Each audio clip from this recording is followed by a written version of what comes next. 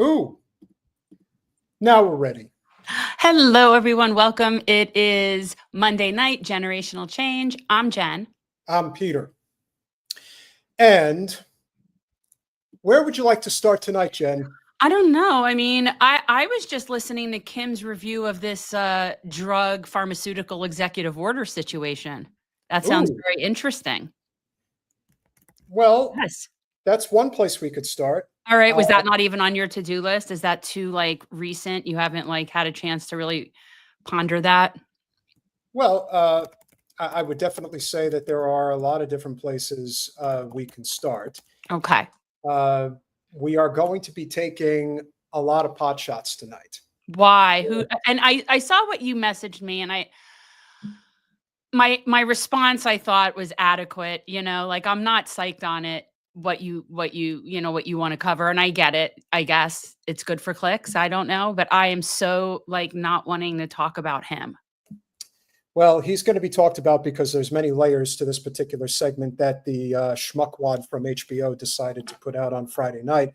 Every once in a while, we will cover Bill Maher, but if it's only in the context of what message we're trying to get across. Just to give you guys an idea of why we have to cover Bill Maher, it isn't just so much about what he talked about regarding Israel-Palestine.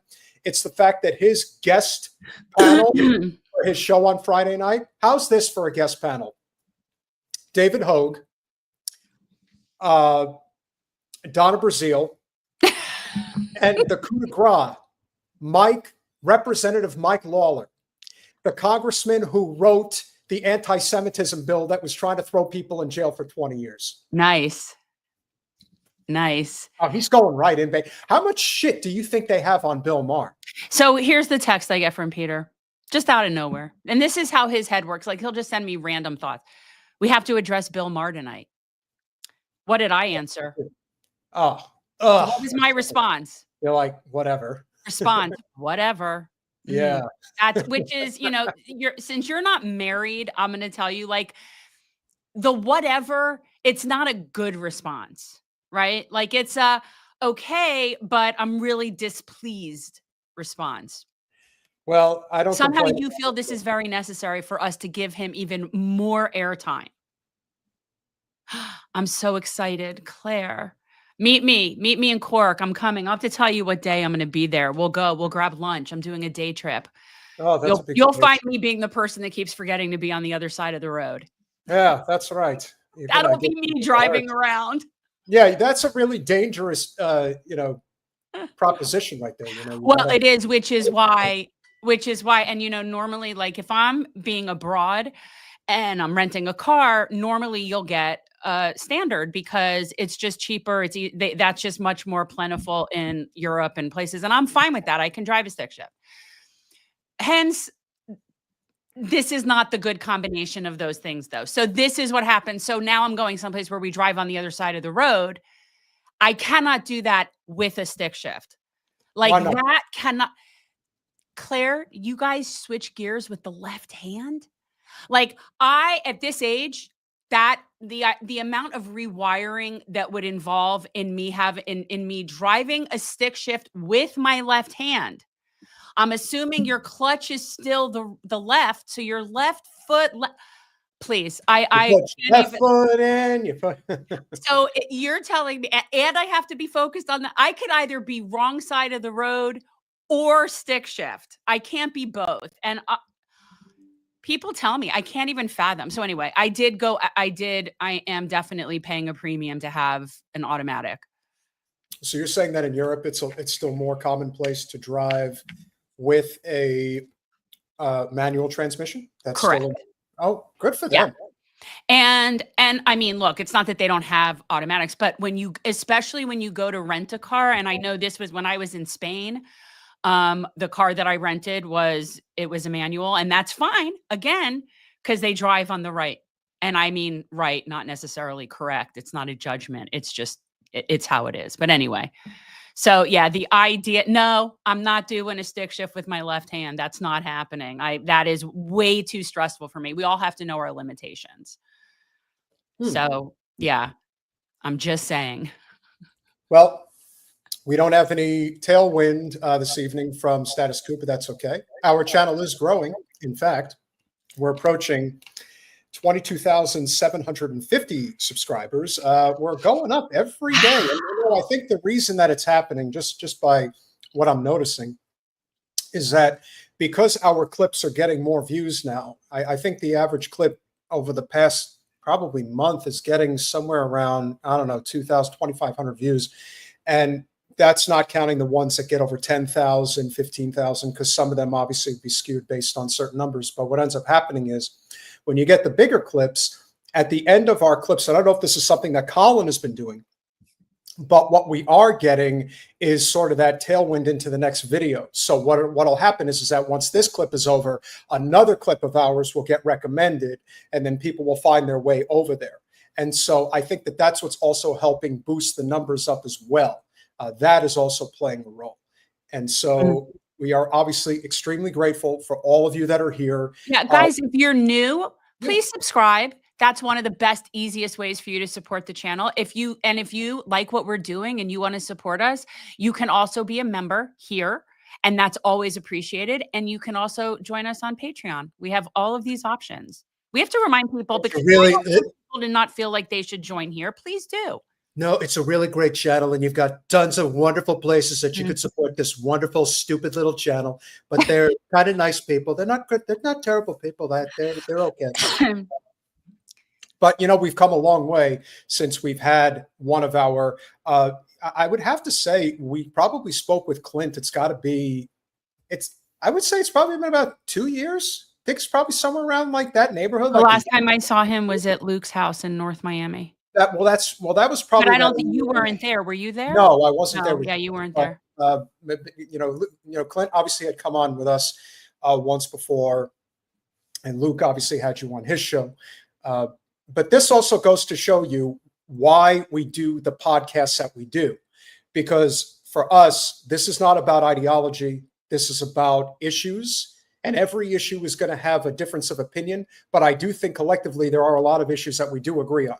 We can have somebody like Blakely on last Thursday. And now we are going to have on somebody who is as tried and true a libertarian as you are going to find. And that is somebody who actually has principle, especially on a lot of key issues that we've been talking about.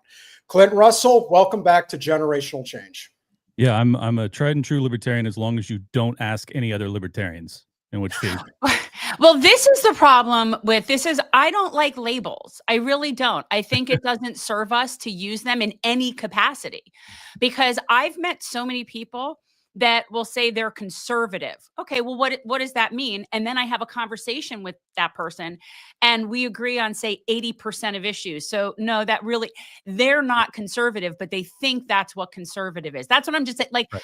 I feel like, and words matter. And I think it's meant to keep us all divided, where we agree on a lot of things. Well, I wish I was the host of the Liberty Report, but that's Ron Paul. I'm my mistake. All right, so let me edit that out. I apologize. I honestly don't care at all. Liberty Lockdown, though, is the sign behind me. Liberty Lockdown. Okay. No, who was it we were just talking with from the Ron Paul Institute? Well, we had Daniel McAdams. Yeah, Daniel McAdams. He's a friend. He's been on our show like 3 or 4 times. So yeah, he's great. But anyways, yeah, I agree with you. I mean, the labels are kind of nebulous, as we're finding out with the James Lindsay, Jordan Peterson woke right debate. A lot of conservatives think you're only a conservative if you're prepared to start World War III to defend Israel. I don't understand how that's a conservative position. It's not. Yeah, it's not. I'm just I'm a small L libertarian at this point. And if people disagree, I'm fine being called whatever they want to call me. Right. Well, yeah. Well, let's get into it. I'm just where I am, but I'd rather talk about it on an issue basis, because I'm telling you, there are a lot of things. Yes, we're not going to agree on things like social policies, where I do believe in a social safety net and I do believe in those kinds of things. And I know that that's not stuff we agree on, but yeah, why are we spending money on Israel? Why are we shipping weapons to Israel? Why are we doing that, honestly, anywhere else? You know what I mean? Like blackmail, bribery. I mean, well, we know why. I'm just saying. So like for me, that is actually a conservative, non-liberal viewpoint. Conservative means, America first, you stay Agreed. home. And Yeah. yet we're not seeing that from the red team. No, well, not enough of the red team. But I think that is what the divide in the right is about. It's like the Good. people that actually heard "Make America Great Again," America First, and they were like, "That sounds great," and I mean it. And then there was other people that were just using it as a marketing pitch. And Trump wavers day to day as to how he means it. But I think that what I've realized is that there is just a massive fissure in the right wing when it comes to Israel, and that's the undeniable truth. And it sucks because I'm constantly forced to talk about it, and I don't want to stoke the flames of hatred towards Jewish people because I genuinely have no malice towards Jewish people whatsoever. But I have to talk about this because it's the country that we're arming and funding to the tune of tens of billions of dollars over the past 18 months since that war began, and $3+ billion annually as long as Israel's been in existence. I mean, it's from a conservative position, from a fiscal conservative position. Right. You must oppose that. You must, and they don't, and they don't. Well, one thing I would urge, and I hope that you do this, but when you do bring it up, please delineate for everybody that there is a difference between Zionism and Judaism. Like, please understand, like, there are more Christian Zionists in this country than there are Jews in the entire world. Yeah, okay. no, I always I'm try just to saying, like, differentiate. because as long as people that are hit your audience, keep making that clear, because you're definitely going to hit people that would never reach with that message. And as a Jewish person, I was raised Zionist, and it's taken me, like, it took 20 years to get deprogrammed. But I don't want this, like, this is creating more anti-Semitism, obviously. And I think it's incumbent upon us to explain nuance to people. I completely agree. And I mean, this is why I'm so grateful for Dave Smith, because he's the Jewish version of me, so he gets to talk about this in a way that doesn't get the hate. If I take my hat off, I'm bald, I've got the goatee, I look like Edward Norton, American History X. So when I start talking about Israel, people get real concerned. Dave gets to do it, and people don't get as nearly as concerned. So even though he and I, there's a paper's width of difference between our policy positions on basically everything, so we're almost simpatico. But that's the reality, is like it's just a very sensitive topic, and it's a third rail of politics. It's been that intentionally for a very long time. I mean, Pat Buchanan was basically kicked out of the good graces of the Republican Party as a consequence of his willingness to talk about in the 90s and the 2000s. So this is a long time coming for this fight, and I think that now you just have a population of people that are willing to hear it, a much larger portion or percentage of the population that's willing to hear it, simply because, and this may not be something that you focus on, being more on the left, but from a fiscal conservative perspective, $37 trillion in debt, $1 trillion annually in interest. We are absolutely going bankrupt. This is a consequence of I don't even know how many we're up to, 4, 5, 6 wars that we fought in the war on terror, as a consequence of what I think is largely doing the bidding of Bibi Netanyahu and the Likud party in Israel. And it's like, okay, well, we blew 10 trillion of that 37 trillion was a direct consequence of the war on terror. Are we going to have a serious conversation about why we were lied to into that war and why we fought those unconstitutional, illegal wars that killed countless innocent people? Haven't you seen how they've redeemed W. Bush? It's like he didn't do anything wrong. Nothing to see here. I know it's unbelievable gaslighting, and I in some ways, though, I think it demonstrates how far the Democratic Party has gone, insane. Oh, they're ridiculous. And let me say this before you jump in. I am looking forward to this rift in the Republican Party, because that is the only opportunity that there is within either of the duopoly parties for there to actually be a populist wing. So what I could see, if you have enough of an infighting in there where the people that are aligned with staying out of Israel that sort of becomes its own separate entity, you'll pick up all of the Democrats that are stuck floundering around, that are so sick of that and are just, you know what I mean? Like people like me that have nowhere to be. No, I hear you. And I think that is really what this fight is about, is like, there hasn't been a party that is willing to have this conversation about support for Israel. Like, the Democrats don't really have it. Like, you have some fringe elements within the DNC that'll have that conversation, but when it comes voting time, most of them, run for the hills. The GOP, in terms of the politicians, most of them are hard in the paint for Israel too, and they're AIPAC contributed folks, and they're not going to do anything different. But I'm not talking about the politicians. I'm talking about the voters. Right. And there is a huge movement on the right wing that is like, hey, we can't afford this. It's nothing personal. I'm not angry with any Jewish people, okay? I just want to stop bleeding my country to fight a bunch of wars that, like, everybody up to David Frum basically acknowledges that these were catastrophic mistakes, and intentionally so. So, like, we have to stop, and we're going to go bankrupt if we don't. So if I can't reach you with a bleeding heart message of peace and prosperity and the libertarian, non-interventionist stance, okay, well then let me hit you with the cold, hard fiscal reality. We can't continue to do this. Our country is going to collapse. The dollar will collapse. The future of your children will be a fraction of what it was for you in terms of potentiality. It's devastating reality, and I'm just glad that we're finally having that conversation. I think that the biggest difference between, because I do agree that we have a tremendous spending problem in this country, in terms of the debt and what that actually means, in terms of what the basic parameters of what modern monetary theory means, is that— Oh, don't you MMT me. Don't you do well, it. hold on. Just the distinction is that the government spends the money and then we get taxed for it. The problem we have in this country, we the people, we do not have a say in how our money is spent. So when you just arbitrarily decide, as the commander in chief, but in reality, we know who's pulling the strings, decides that we are now going to have $1 trillion military, you want to call it whatever you want, but $1 trillion Pentagon budget. Why do we, the people, not have a say in how that money is being spent, or That's why the issue. it's being spent there? We don't have any say in this. In fact, they just go ahead and arbitrarily decide, yeah, we're going to spend it there. And I say this all the time. I say this to every left person, because I always say the biggest difference between the left and the left does not account for the human spirit, and the right does not account for human greed. There has to be a meeting. There has to be a meeting of the minds in the middle somewhere. And so what's the first thing you see when you fly into Reagan? The first thing you see when you fly into Reagan National Airport in Washington, D.C., Lockheed Martin's headquarters, the most powerful multinational military defense company in the world. And it's right there in front of your face. So they're letting you know, we run the show. This is our fucking town, and this is our world, and you're just living in it. And so until we collectively recognize that Israel is kind of like the eye of the hurricane of this entire problem, that if we don't deal with Israel, we are not dealing with anything else, because it's all going to be interconnected.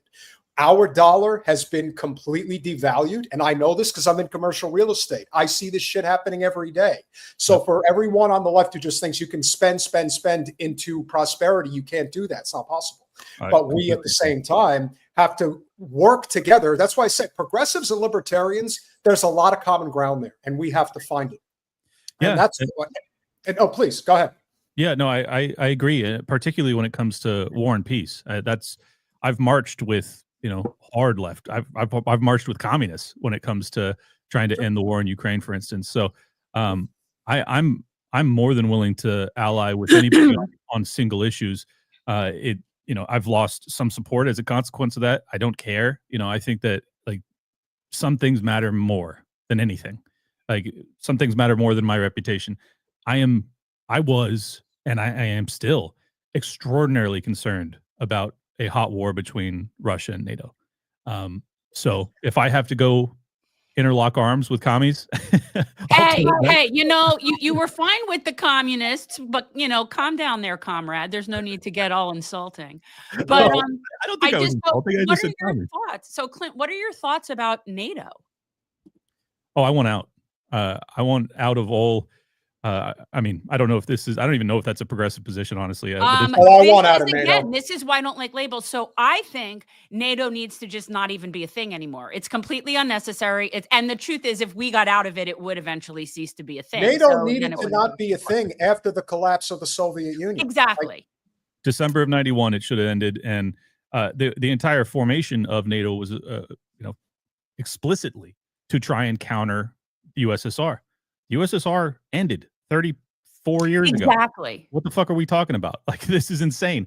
And it's obvious also that that it's not a defensive alliance. There's many examples of wars of aggression that were began by NATO. And I would argue strongly that the war in Ukraine began as a consequence of NATO too. Agreed 100%. Oh yeah. So I think that NATO is not making us safer. It is actually putting us in existential peril. And as far as I'm concerned, Europe has to learn how to fend for itself. I'm not like, I don't like the leadership of Europe. And I think that they are, I don't know if they're blackmailed, bought, demon possessed. I don't know what their deal is, but there are so many European leaders that are still like, we're going to war with Russia. I'm like, all right, well then good luck. Because they can't. But that's the thing. They really can't. And if we're out of there, you're absolutely right. We can't. They can't without us. Yeah, that's why I think that we need to exit NATO. Trump kind of floats ideas about that every now and then, but then ultimately, really what he's doing is he's using that as leverage to get them to contribute more money from their percentage of their GDP to contribute to the defensive pact. And I'm like, that's not what I'm into, man. I want out of there. I want out of entangling alliances. Like George Washington, Sam Adams, so many of our founding fathers warned about these entangling alliances and what they would lead to. They would lead to empire. They would lead to endless war and ultimately the bankrupting of your nation. They were right. And that's where we're at. It took a long time, but that's where we're at now. So we got to get serious about this. And, Trump gives lip service to it, but he's obviously not super serious about it. So that's kind of how I perceive my role in this, whatever influence I have, is to try and grow, popularity when it comes to these ideas so that if JD Vance is the next heir apparent, maybe it gets serious. Maybe they have a real conversation about, we're actually leaving NATO. Like, this is not a joke this time.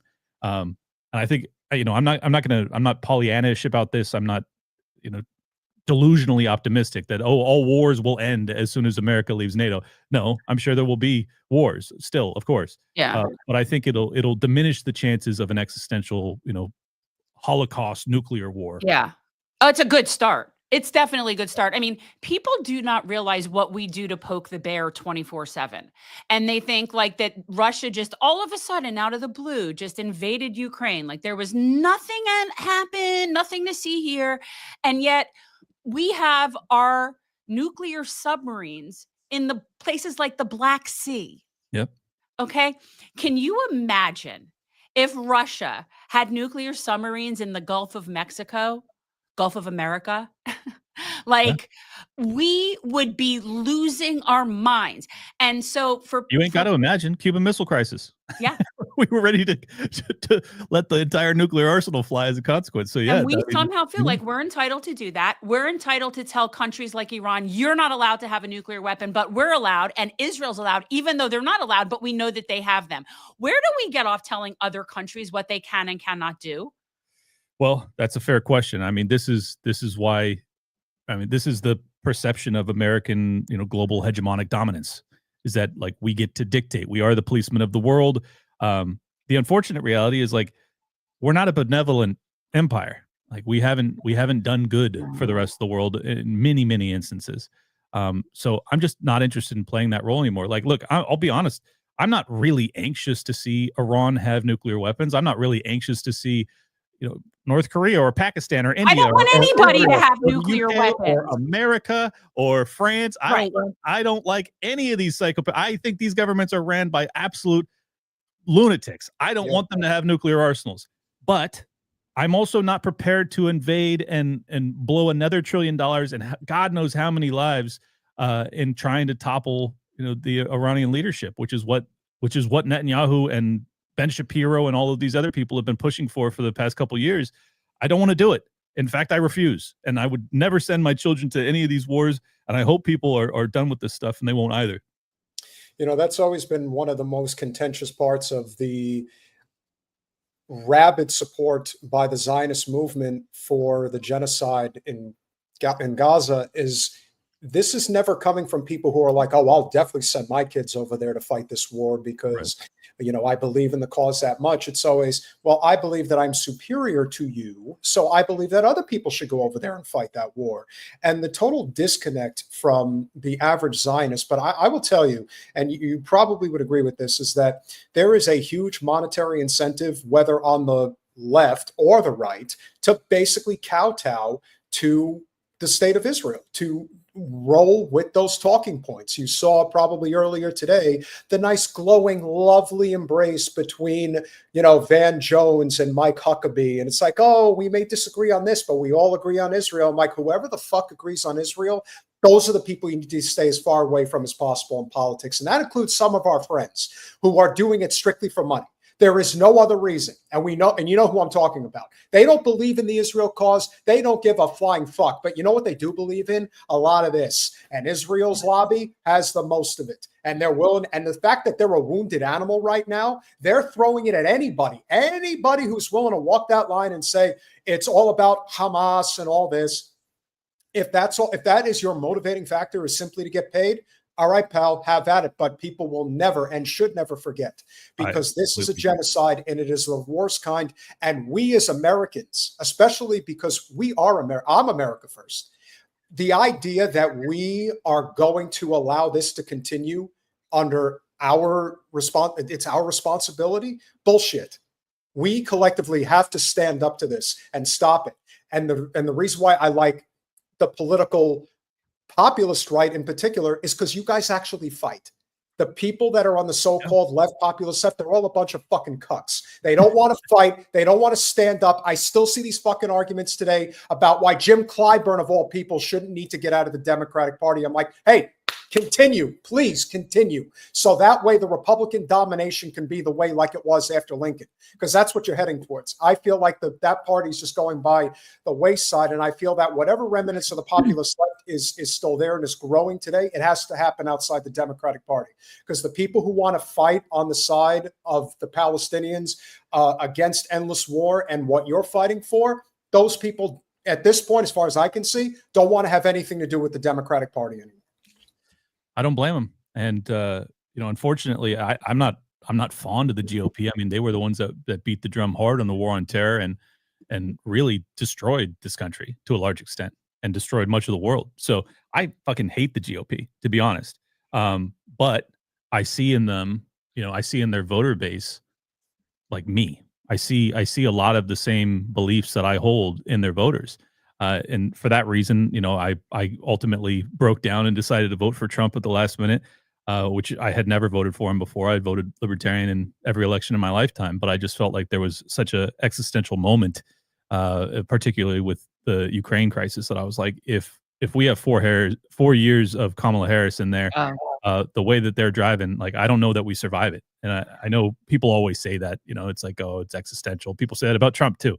But when we're talking about like war between the two largest nuclear powers that have ever existed, yeah, that's actually existential. So like, even if I don't trust Trump, I just needed someone who was at least interested in talking about peace. But to your point about, the influencers and who's telling the truth and who's not, look, there are some people that are true believers that genuinely, evangelicals and things like that genuinely believe that the defense of Israel is defense, brings in rapture or whatever. It's not my worldview, but there's a huge amount of people that agree with me privately when it comes to our support for Israel and to what they're doing to the Palestinians over the past 18 months, and they don't say shit about it publicly. And why not? You know why? You already detailed it. It's money, but it's not just money. It's platform too. Like you can literally lose everything for doing what the three of us talk about regularly. Like it's just the reality. And the Overton window has shifted so much that maybe that's not the case anymore, but it was not that long ago that like you would be labeled. I had, along with the Mises Caucus, our populists take over the Libertarian Party a few years ago. We had articles written about us by the SPLC, ADL, stuff like that. They were trying to basically turn us into a hate group and have the FBI monitor us. I think the FBI is monitoring many libertarians. It's insane. Clint, but it just doesn't matter. We have to all of us. They're monitoring all of us. No, I know. But I mean, I'm just talking about like specifically targeting. But anyways, I think that this is the litmus test for like, if you're a political commentator worth listening to, are you willing to actually have a serious, honest conversation about Israel at all? Like, and if you're not, well, then just don't expect me to listen to you anymore. That's kind of where I'm at with it. That doesn't mean that you have to come down on the same, with the exact same conclusion that I have. You don't have to come down on the non-interventionist. We're not going to give any more foreign aid. Okay, but make a fucking argument for it. Exactly. If you're going to be pro it, make a real argument for it instead of just calling me an anti-Semite. Please try and actually make an argument, because I can go for hours making arguments opposed to that. But can you make a 5-minute argument to counter what I have to say? And 9 times out of 10, 99 times out of 100, the answer is no, you can't. Listen, just because you look like Eddie Norton from American History X, if they're calling you an anti-Semite, wear it as a badge of honor. Now, yeah, that's what it is now, because it's honestly, it has no meaning anymore. It really doesn't. It's when you overuse something, it loses its meaning. Yeah. Also, I've covered this before, is that the people that are accusing people of being anti-Semitic aren't even Semites. They're all white Ashkenazi Jews. Right. And that's what's so entertaining. It's like somebody like, what's his name? Greenblatt from the ADL. He's not a Semite. So it's just interesting that he's so interested in the rights of the Semites, who actually, the people that are Semites are Palestinians. Yeah. They're the Semites. Well, hey, I'm gonna let you handle that one, because when I start talking about who isn't a Jew and who isn't Semitic, that's way too dangerous for looking how I do. Well, no, everybody, look, I'm Jewish. I know there's a lot of Jews, but they're Ashkenazi Jews. They're white Jews. They're from Europe. So be Jewish. I've heard the arguments. Right. I'm just like, anybody can be Jewish. You can't just decide to be a Semite. That's not how this works. Well, and the crazy thing about Greenblatt is, like, if a waiter forgets the lemon in his water, he'll call him an anti-Semite. Like, everybody's an anti-Semite. He will call anybody an anti-Semite. So, yeah. But I think it's been really revelatory for those that have woken up to this topic, which I'm kind of late to the game. I genuinely, like, honestly, I tried to avoid thinking about the Israel-Palestine conflict for my entire adult life until that war broke out. And then I've just been studying it nonstop for, nearly 2 years now. And, I'm kind of ashamed that I didn't have a better handle on what had led up to that. Like, as soon as I realized what had led up to it, I was like, oh, okay.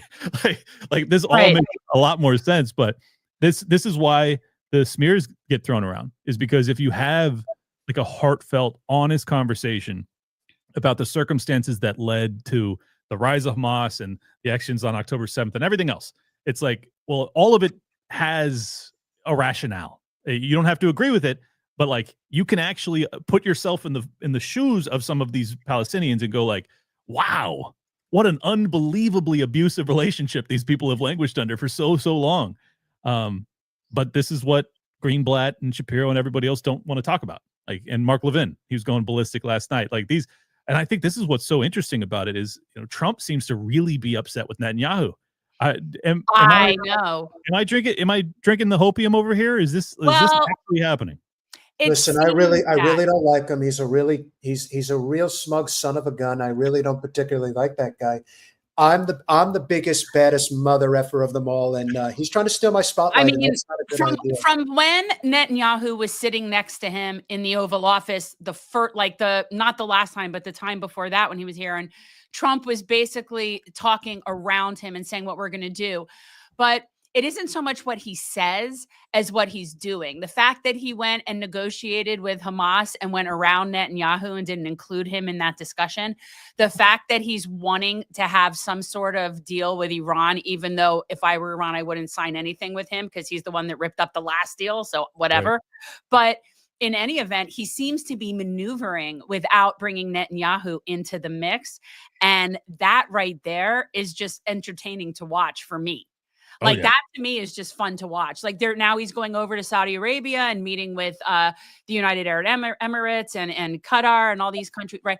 Netanyahu's not invited to this.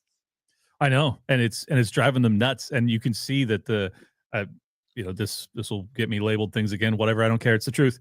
You can see the operatives for Israel, Mark Levin and Shapiro. I don't know if you've seen their rants over the past 24 hours, but they are going absolutely ballistic. Like they got their marching orders. Hey. Good.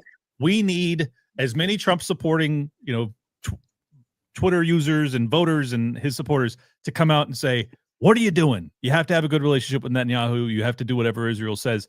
But I just think it shows their waning influence. That it's like it's really an uphill slog for them. And that has not been the case my entire life. Like it has been No. completely the opposite, where it's just like skiing downhill the entire time. And now they're trying to ski uphill. And it's like, this is a real fight. And I just hope that the more rational voices in the, populist right can make headway and have additional influence, because I think the truth is that if it's not the kind of libertarian populist right wing that becomes the prominent ideology of the right, you're going to have some really radical identitarian right wingers that are like, we need a white nation and we got to deport anybody that's not white, and like that's what's coming. I just hope people understand, like that's basically the binary option we have right now.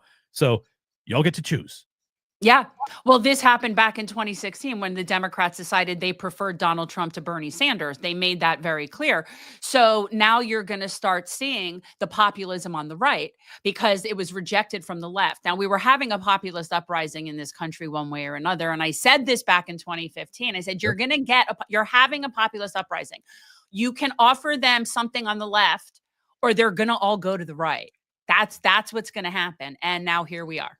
Yeah, the fervor is going to come from somewhere. You can't keep it away forever. And that's the difference. I mean, I try to remind people constantly, why I refuse to support the Democratic Party, and everybody else should as well. I don't have to give you a line item list of reasons not to support them.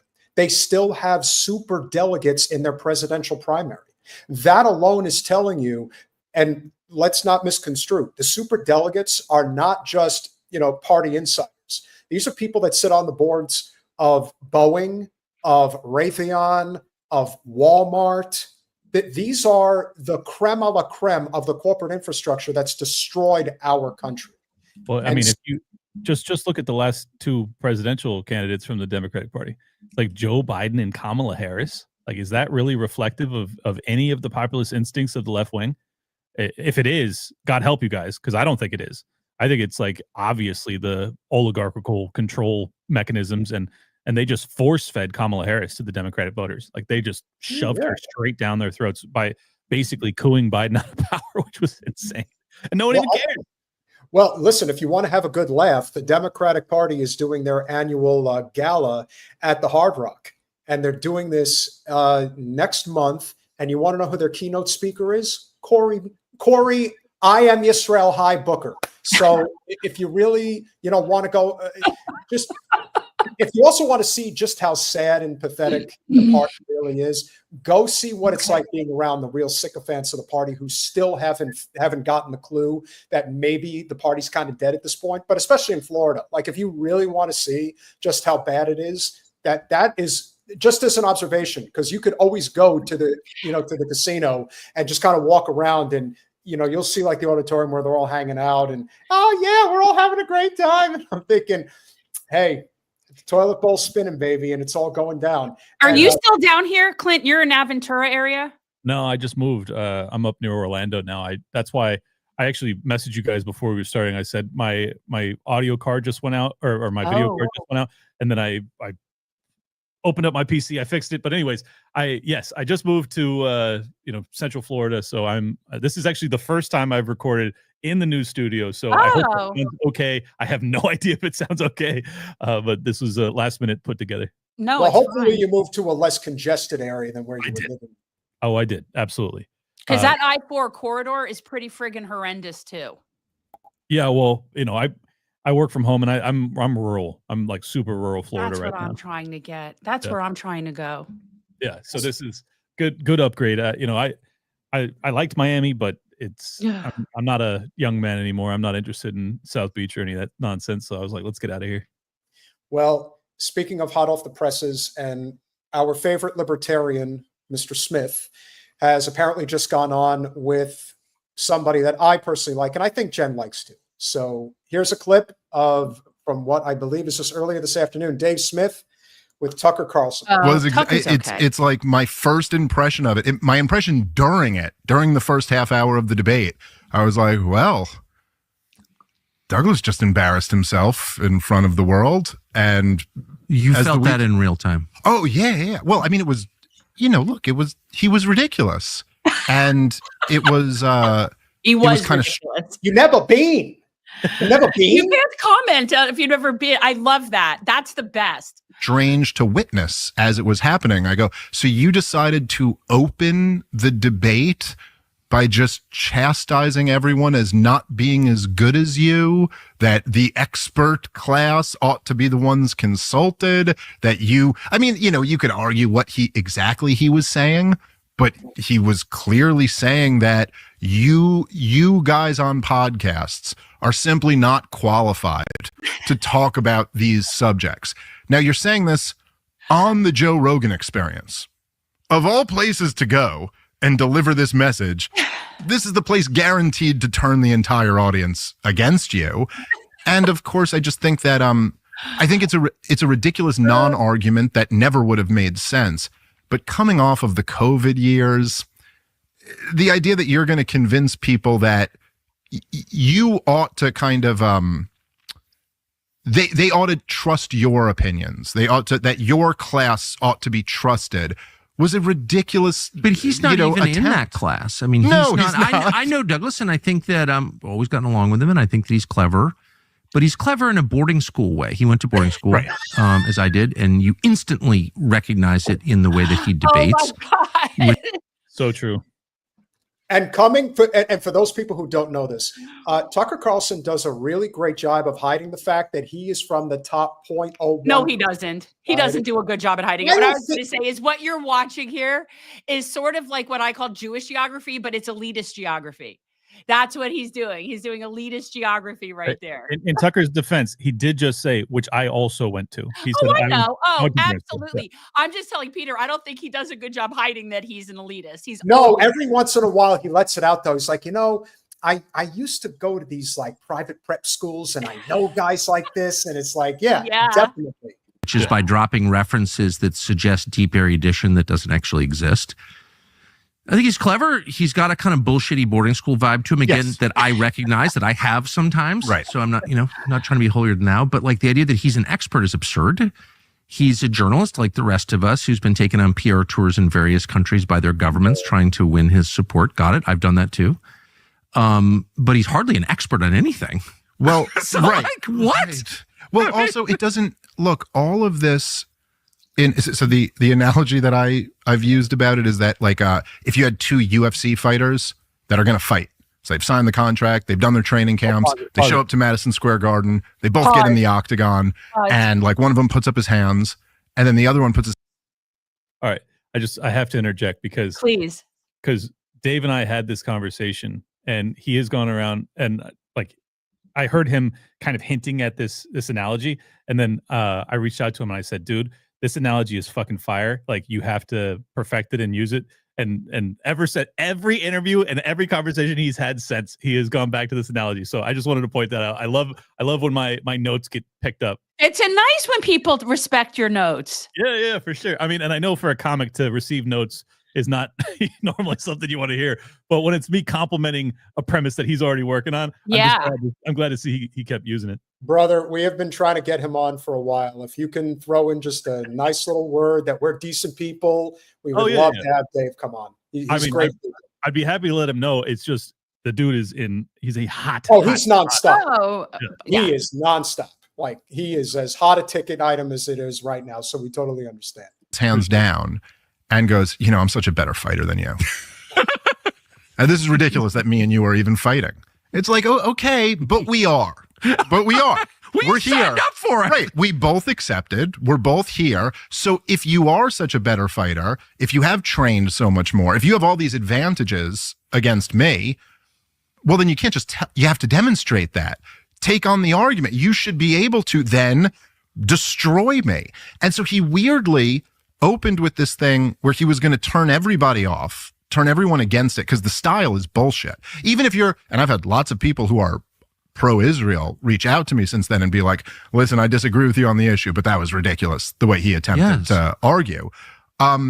Because weirdly, number one, you're turning everyone against you. And number two, you're just setting the bar so much higher for yourself. Because now once we start actually getting in. That's the problem. Because now you're not allowed to comment anywhere you haven't been. Have you not been?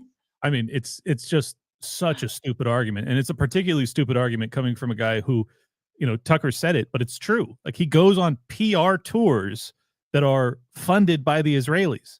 I'm sorry, but if you think that gives you a perfected understanding of the war in Gaza, you're an imbecile. In fact, I don't think you're an imbecile. I think you're a paid propagandist. I think you know exactly what you're doing, and you're being paid to do so, which is why your shit book is now a #1 bestseller, and why Donald Trump is tweeting about it after you get your teeth kicked in by a stand-up comic. Have you ever been to the Laugh Factory, Douglas?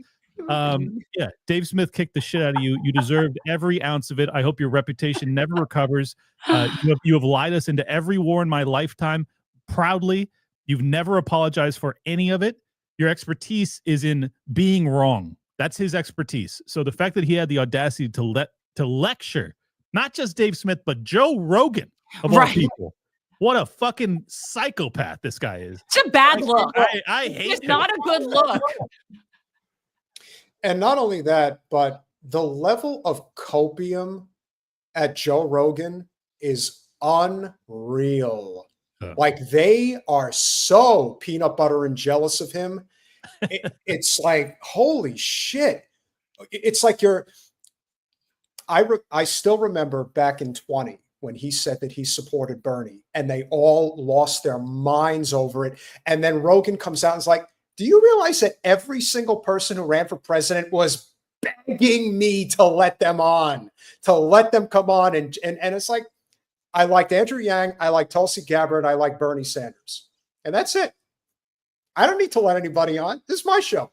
I make my own decisions. And since then, and this has always been the biggest detriment, in my opinion, about Bernie Sanders. Forget the fact that he has always been a closeted Zionist and he's been letting it fly a little too close to the sun lately. But when he got Joe Rogan's support, and he didn't immediately embrace it and be like, well, Joe Rogan seems to think I'm a good guy, and we should become president of the United States. Instead, I don't agree with what Joe said. In fact, I reject his endorsement. You deserve to lose if that's your attitude, as far as I'm concerned. Did he reject his endorsement? I don't remember that. He did. He did. They put a lot of pressure on him. After he accepted it, and then people on the left gave him such a hard time. This is how absurd it is. He's a sexist, and he's a this, and he's a that. You know what the problem is with the left, my friend, is that the testosterone has completely left the Democratic Party. That's basically what happened. I mean, David Hogg is the alpha male. I wasn't going to say it, man. I wasn't going to say it. Who's got bicep circumference that mirrors my pinky? Jen, Clint said it. I didn't say anything. So Peter sent me this picture. When was that you said? He sends a picture in our little chat a week ago in our little text, and it's this picture of David, and I thought it was photoshopped because I thought it was photoshopped, but apparently those are his legs. And Peter wanted to do a thing. I'm like, that's not okay. But since you brought it up, by all means. Right.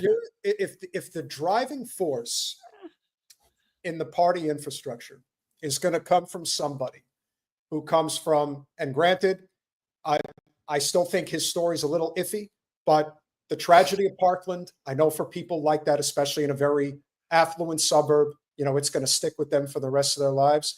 But for somebody like that to parlay that into a political position, but it also goes to show you how absolutely decimated the Democratic Party is, that they put this kid, because he's still a kid as far as I'm concerned, in charge as a vice chair of the entire party.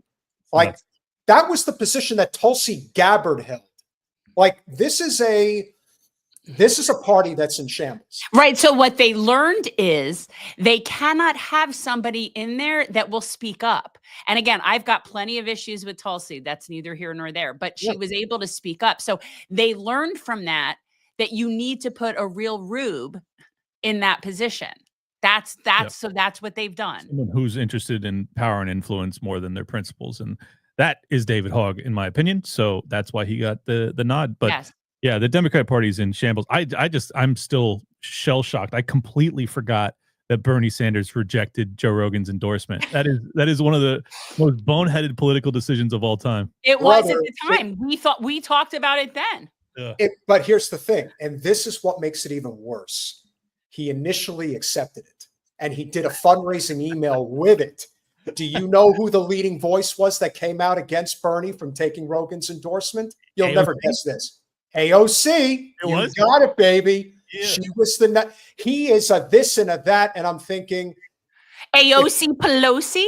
AOCIA, whatever you want to call her. AOC At the end of the Pelosi. day, she is politically opportunistic as Eric Yeah. That's Swalwell. why I guessed it would be her, because if you're going to go after Bernie in that moment, it's going to have to be an operative that is perceived as being as left, if not more left than Bernie. So AOC's the perfect one, particularly when she's actually a regime apparatchik. She is not actually a revolutionary by any stretch of the imagination. So that's why I guessed it. But oh man, Yeah.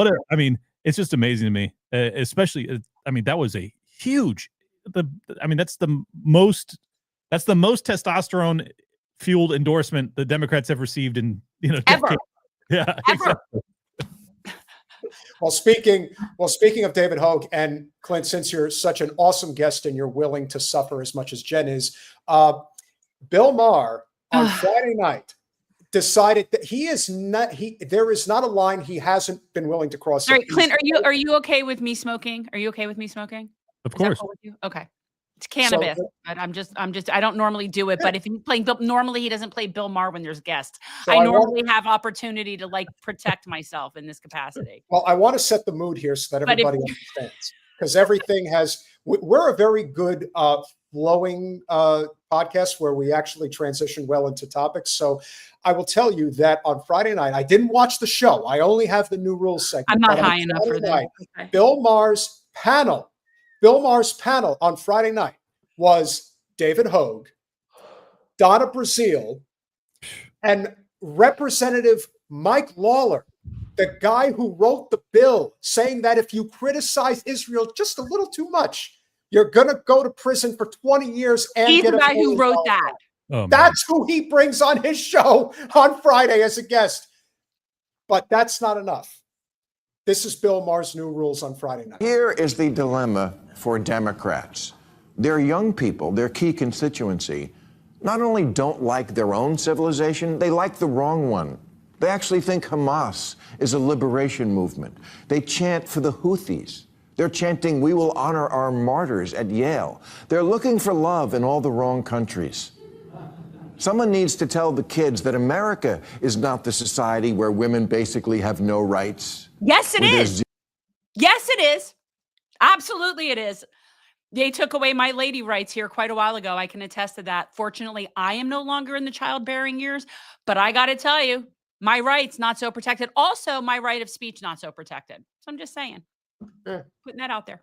Zero freedom of religion, and where dissent is punishable by death. Our democracy may be on life support, but we still have elections. They don't. And yet at Coachella this year, when an Irish rap group projected onto screens, "Fuck Israel, free Palestine." Yep. Yes. Yes. Good. That's what they should do. Got big applause. Globalize the intifada is the catchphrase that's really Here's the catching thing. Can on. you pause it for a second? Do you know, Clint? So you've done some research, obviously. So you know what intifada means, right? Is it rebellion? What's the? It's just uprising. And it Uprising. isn't necessarily have anything to do with violence whatsoever. It's almost like a rising up, a birth, a beginning. It's like it's not a negative, right? But one of the things that I think is so funny that I've noticed when the people in Congress talk about it, they call it an infitada. Oh, do they? And they call it the infitada. If you listen to when they do it in like the committees, and it cracks me up. But he has no Infitada, idea what he's frittata. talking about. Infitada, like it's a Mexican food. But anyway, Yeah. Well, I mean, it's kind of the same thing with jihad. Like it can mean as revolutionary as you want it to mean, basically.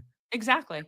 This is why libertarians and progressives get along. As Jen, you have said many times before, one person's terrorist is another person's freedom fighter. But Yes. people only want to see it from one side because Right.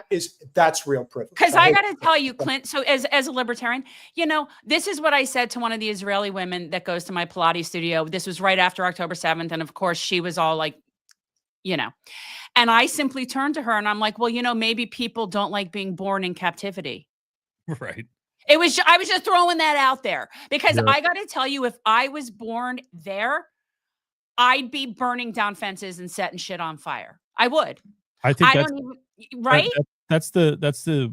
I mean, this is why you can't have an honest conversation about it, because if you do, then everyone, any red-blooded American man in particular, has to acknowledge that if I was born in that circumstance, I would be a revolutionary in Palestine too.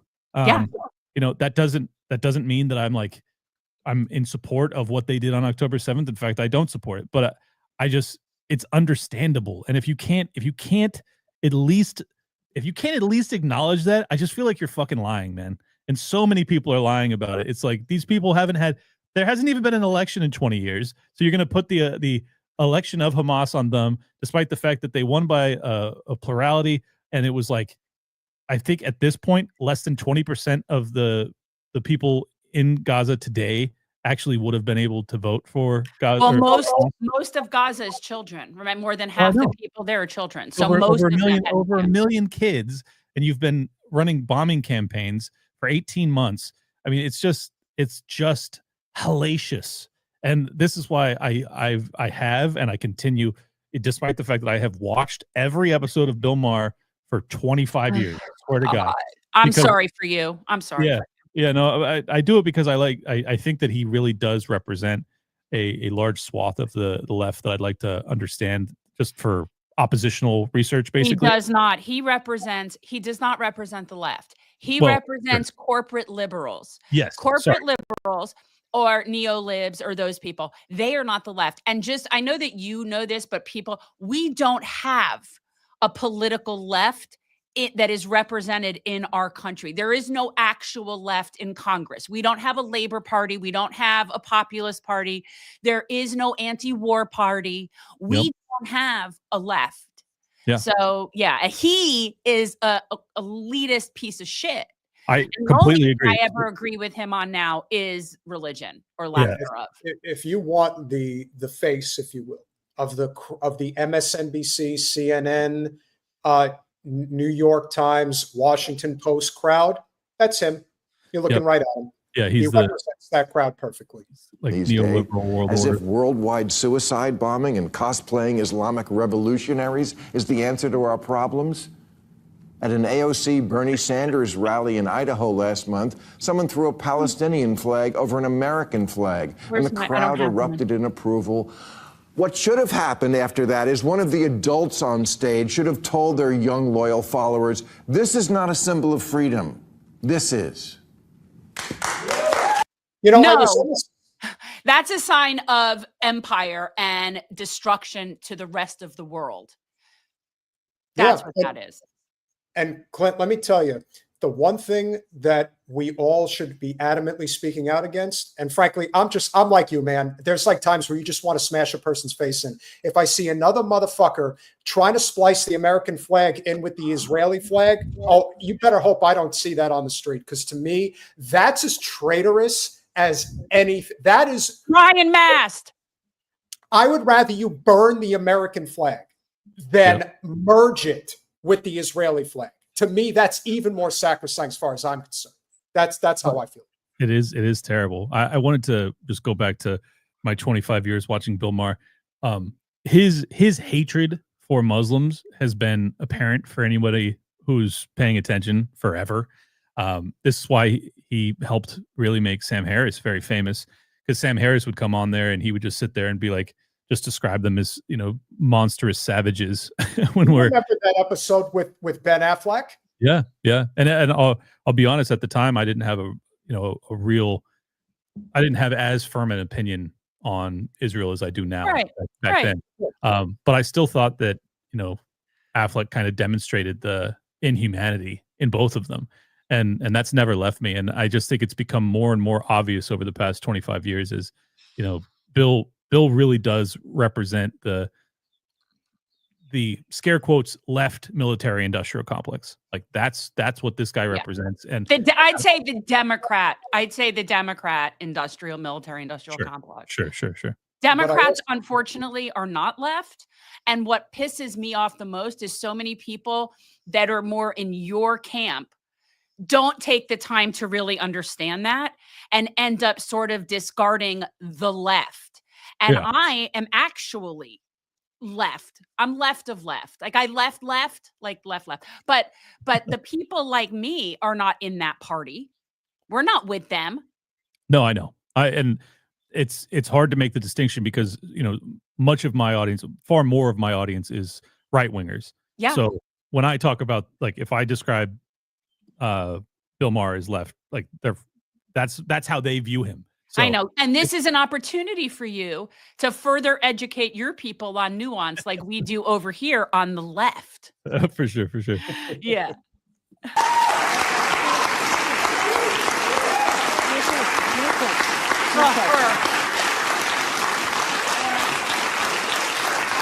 If the thought leaders in the Democratic Party keep encouraging and not rebuking the idea that America is cringe and the people who run Gaza are great, the Democrats are doomed. Alyssa Slotkin's right. Liberals are weak and woke, especially the white ones, and they indulge all sorts of nonsense from their kids, a pattern that then continues on in the Democratic Party. Last election, it was all the gender stuff, the insistence that men can have babies and such, and now I fear that we like the terrorists is the new that. Liberals need to push back on the dumb ideas that come from their children. The Democrats' problem is Now I want to punch him in his vagina.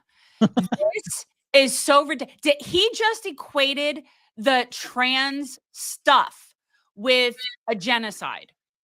Because Not that's only what that, he but just, of like, all this the is the new fringe thing. And by the way, he thinks that they're woke and that's weak.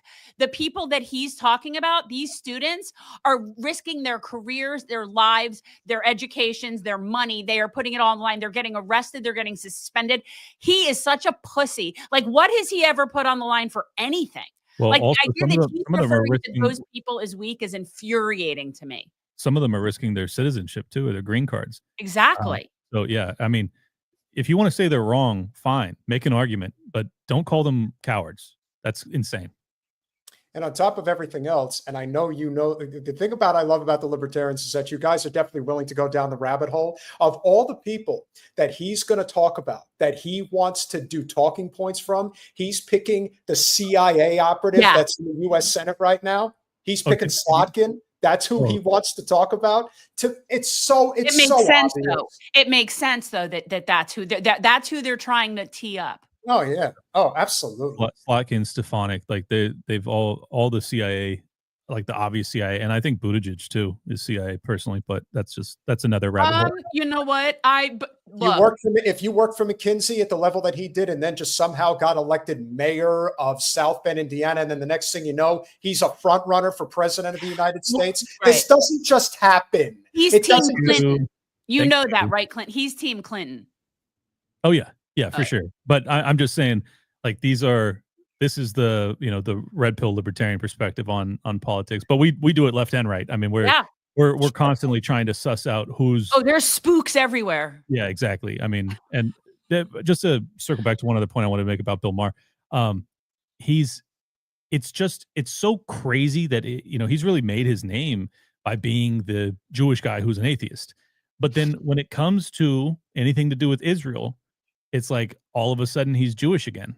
At least that's like that's the way he talks about. Like they represent the Jews. They represent civilization. The Muslims represent destruction and suicide bombing and lack of freedom. And it's fascinating that all of a sudden he's got real opinions about religion when it comes to Israel and Palestine. But the rest of the time he thinks religion's stupid. Well, he is in Hollywood. You can't forget that. Yeah, that's important. the energy of the parties with the young and the young are with the terrorists. That's not good. So talk to your children and remind them, you don't really want to live like your heroes in Hamas. All the shit you do all day, it was all made in America.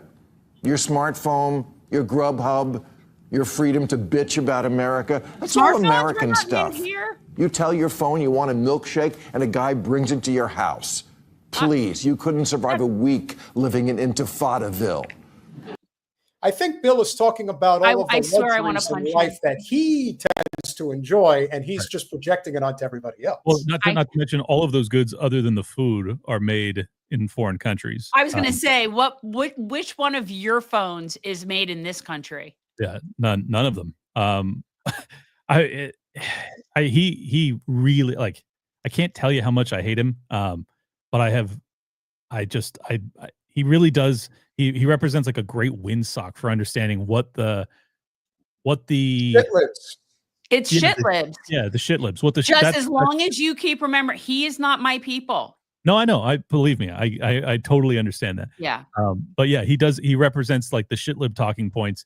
Yes. And I think it's really interesting because like they're still, even though the Democrat Party is falling apart, they are still trying to beat down any semblance of populist energy that might, keep it alive. So I don't know who the fuck's going to vote for these guys at this point. No one. I don't think they're going to win another national election. I think that the Democratic Party in this incarnation will no longer be in a presidential seat. I think you'll start seeing them trickle here and there. You'll have states that have them in regional areas. Like you'll start, like certain states, certain places, but it's going to slowly but surely die off because I got a point. They don't represent anybody. They're new Coke. They're new Coke. I got to point this out too. He said you wouldn't last a week in Intifadaville. Well, why wouldn't they last a week, Bill? Could it be the consistent bombing campaign that we've been funding and arming for the past 18 months? Like, hello. And do you think that any of these kids would like to be in the IDF as opposed to being in Hamas? Like, is there any ever like introspection or looking at what the Israeli side is doing in all this? It just seems like the answer is no, never. And it's so crazy. Bill Maher wouldn't last a week in basic training for the Coast Guard. True. And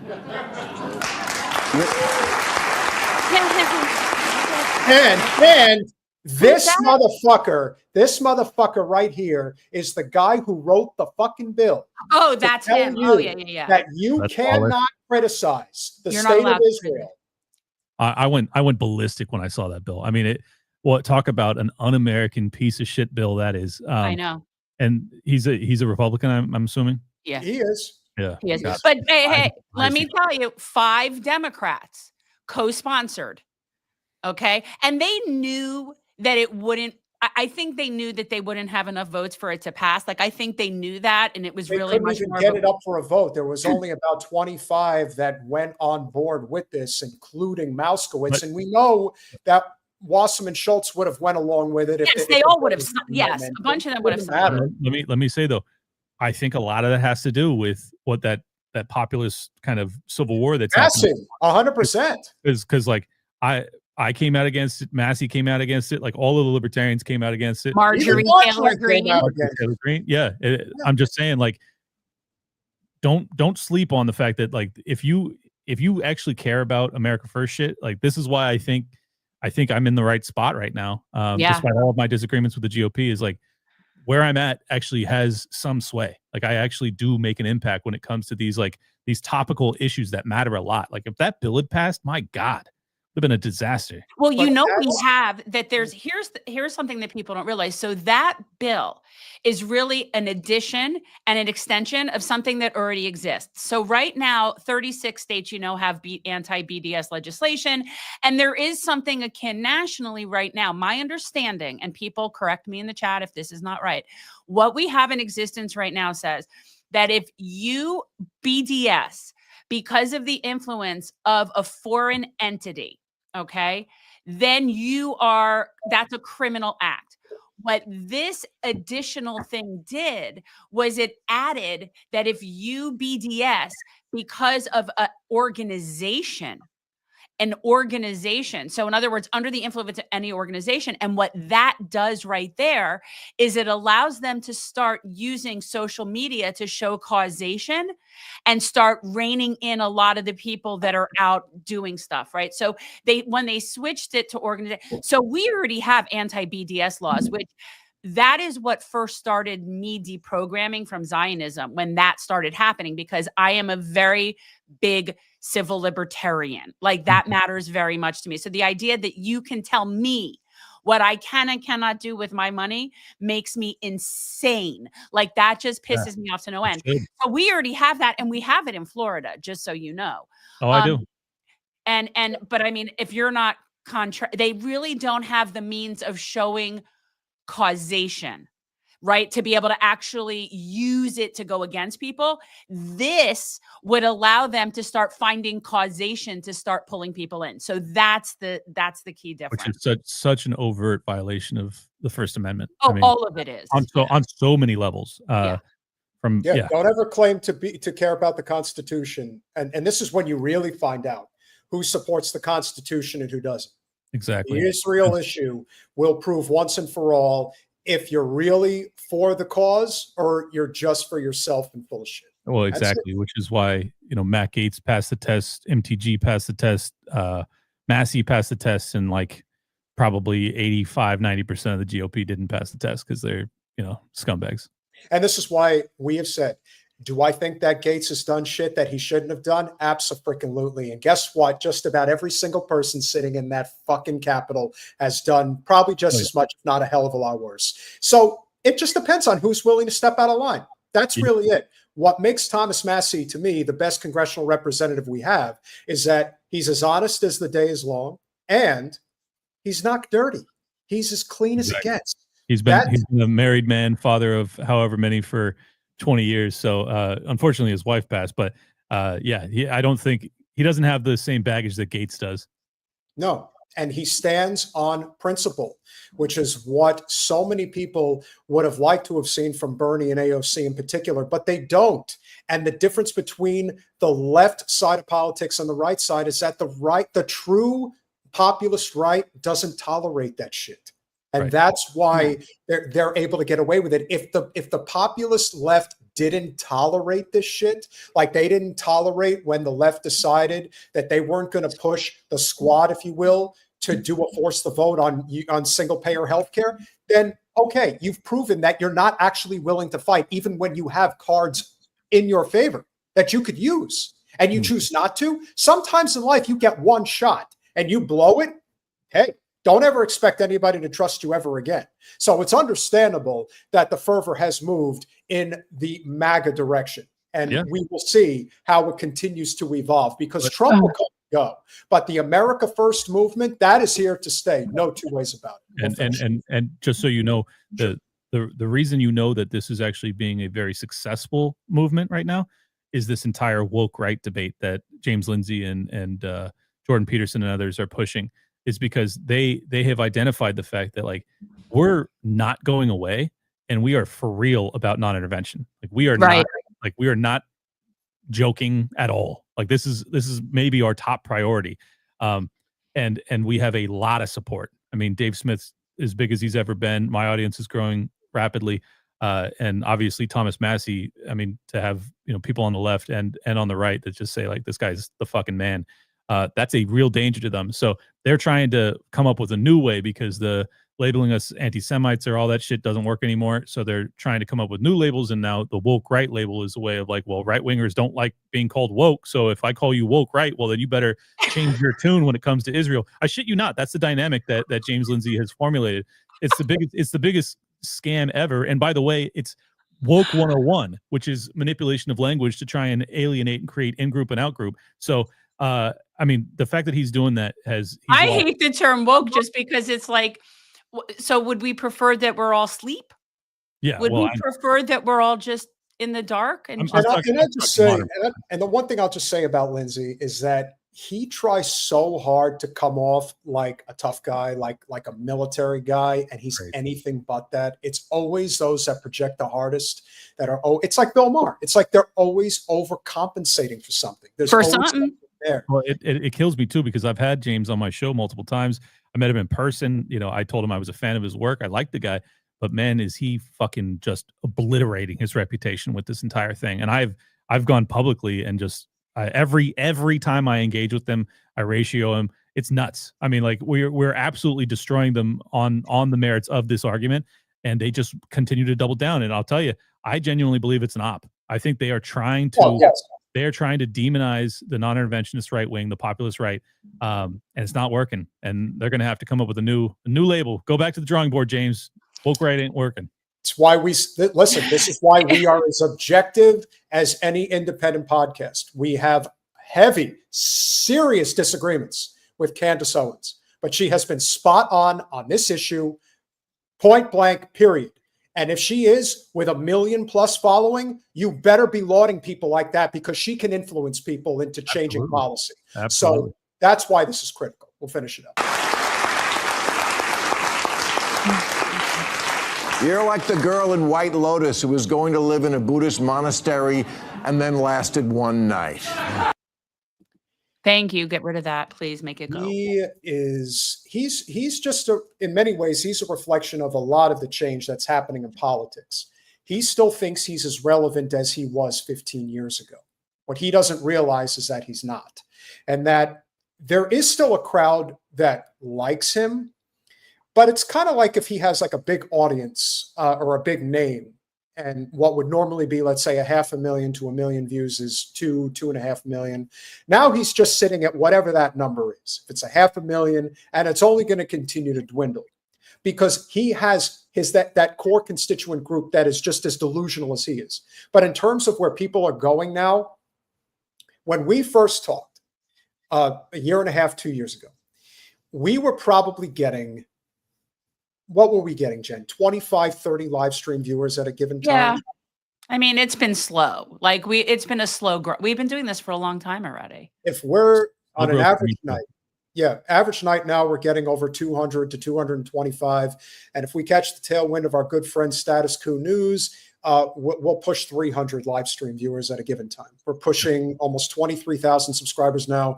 And I feel that it's somewhat gratifying that we're getting where we're getting because we did it the right way. We didn't cheat. We didn't skip the line. We didn't just push an agenda or narrative that allowed. There were so many opportunities where we could have gone down those rabbit holes just to scoop up support. But we're not doing this for the money. We're doing this because we believe in this shit. We believe in the cause. And if you're doing it for any other reason, I understand people got to get paid. But it's like if your career, and this is the thing about Thomas Massie, if he wasn't sitting in Congress, the guy is like a certified genius. He's a chemical engineer from MIT. Yep. Like he does, his entire compound that he lives on is basically off of clean alternative energy. I mean, the guy could build a rocket ship if he really wanted to. He doesn't need to be in Congress. But so many of the members that are there, especially in the Democratic Party, that's all they have. They don't actually have any real intrinsic value to bring to society. And the people that are dependent on politics for a living, like a lot of these so-called independent podcasters, stay as far away from them as you possibly can. And I'm not saying you all have to come to us or to Clint's channel, but what you should recognize is that those channels are compromised, period. They're compromised. At this point, if you're singing the praises of Israel, you're compromised. There's no other reason. Yeah. And honestly, I think even if you're just avoiding the topic to a certain extent, that means you're compromised, because that means when the pressure is at its highest, you're going to cave to whatever the thing is. If that was lockdowns, if it was vaccine mandates, if it's the Palestine war, like those are all litmus tests. So this is the good thing about the free market. I'll make the capitalist pitch here, is that every time you have one of these hot topics, the audience gets to decipher and differentiate between people who are real and who aren't. And as a consequence of that, these audiences like ours continue to grow. And just to give you a good example of this, like I started my show almost 5 years ago now, obviously named it Liberty Lockdown. I started it right in the first month of lockdown. So I was very activated by this, but I was anonymous. I didn't even have my name out there because I was still running a mortgage company. And over the past 5 years, I'm still only at 25,000 or so subscribers on YouTube. But over the past month, or over the past like 5 episodes, I did 125,000 views, which is crazy. I mean, 25,000 views per episode is really solid.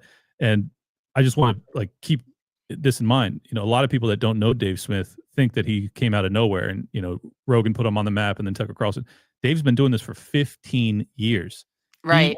He has been right for a very long time. And the only reason he's now known and has such a strong base audience is because we've been listening to him for so long that he's just right about everything. And he has the courage in the moments when it matters over and over again. And as a consequence, that's how you build your reputation and you start to build a footing in this entire environment by which then you start to get invited on bigger shows and things like that. So, I'm obviously I started a decade after Dave, but my audience is already far larger than what his was 5 years in. So I think that's the good thing about the free market, is that we, as an audience, we get to decide, if did this person rise to the occasion or did they not?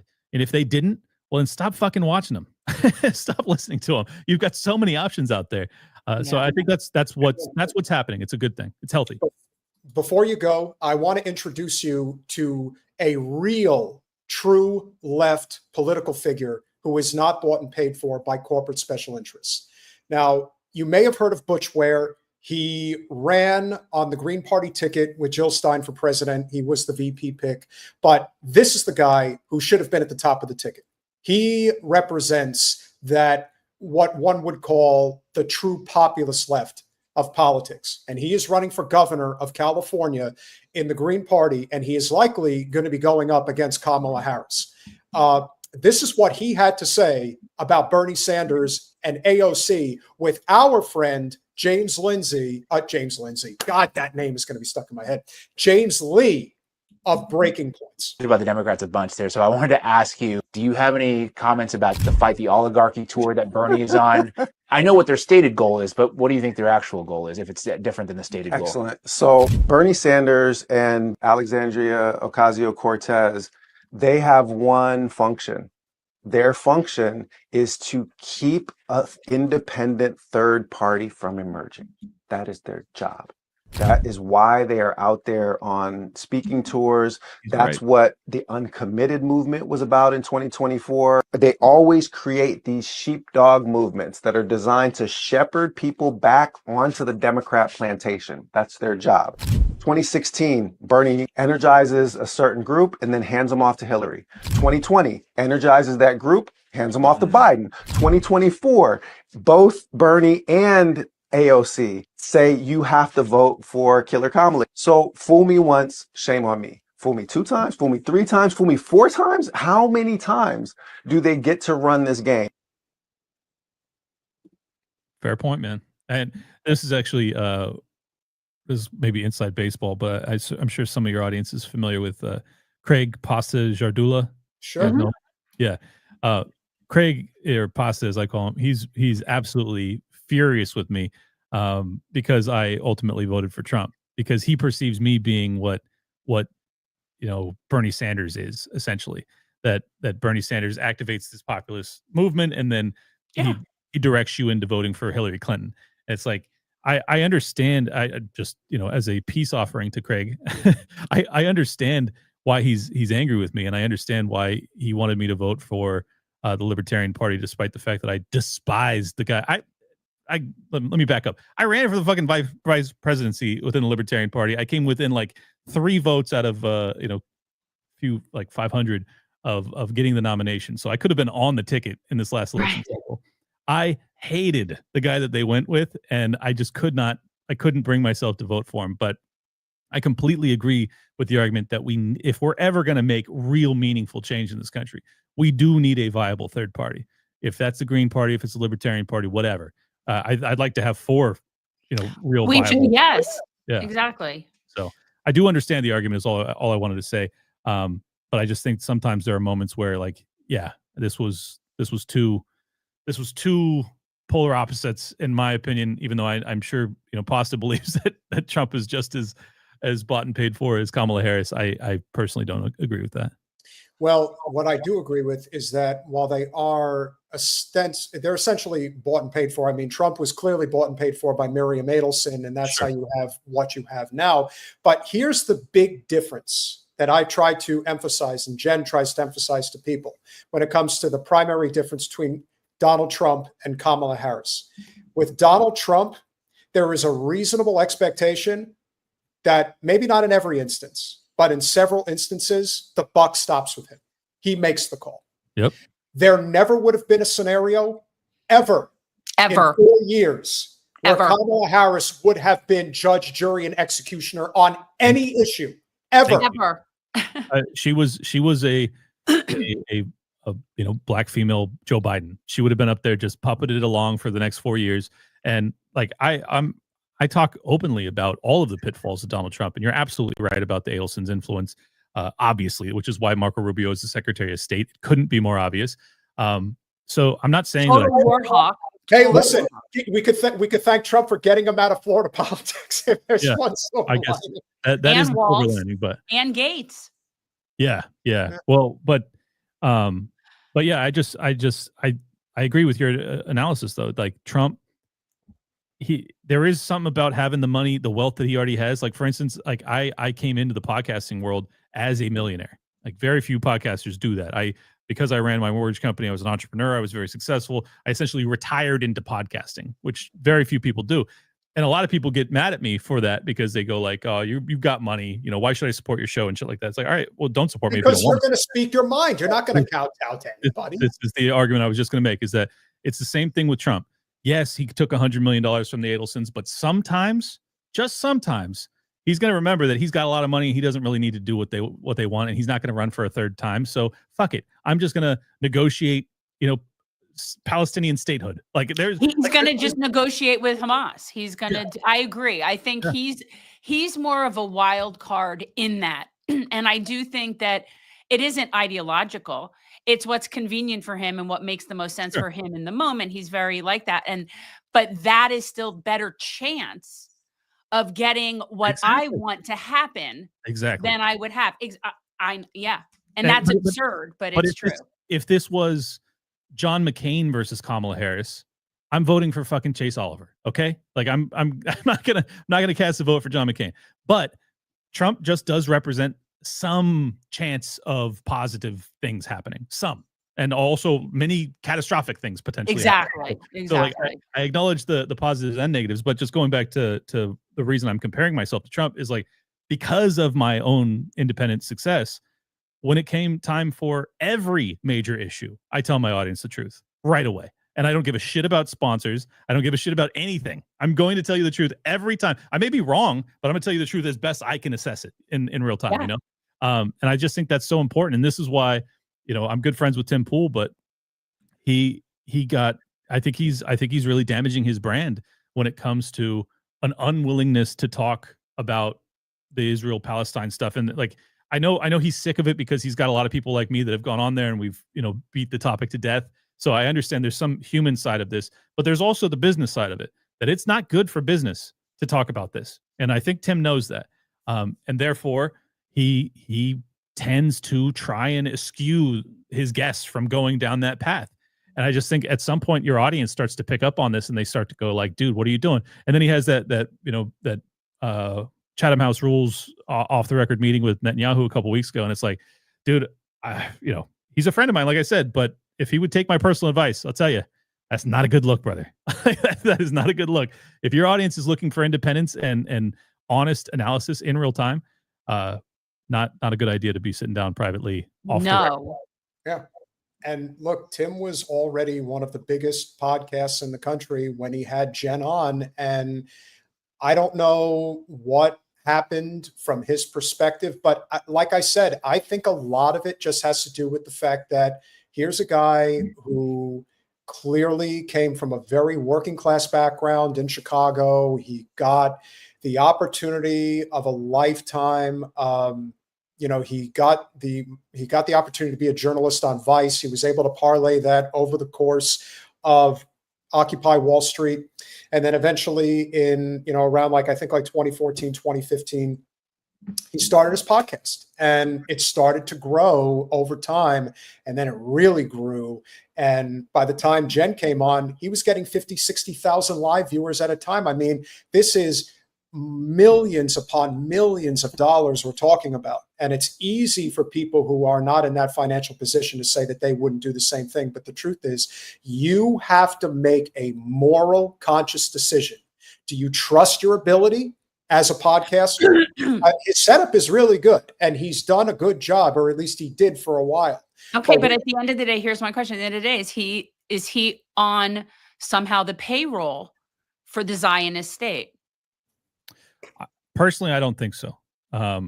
But I do think he recognizes that to have a very critical stance about Israel is going to lose you sponsorship opportunities. It's going to lose you. He does speaking gigs at TPUSA and shit like that. Like if you're in the Republican good graces, like I don't get invited to a lot of shit. I've got a huge following. I've got a good size audience. I don't get invited to a lot of stuff because I tell the truth about that topic. So there is a price to be paid, and I think that Tim just doesn't want to pay it. So I don't think he's like actually bought. I don't think he would go that path. He makes enough money doing what he's doing already that he probably wouldn't, take that. But he would lose funding, is what he would lose sponsors. He would lose connection. He would lose certain. No, it's just it would be. You're not going to get Republican congressmen to come on IRL. You're not going to get. Donald Trump went on IRL. I'm sorry. There are things that you will lose as a consequence of telling the truth about this. That's just the truth. Yeah. And this is why we say the same thing about AOC.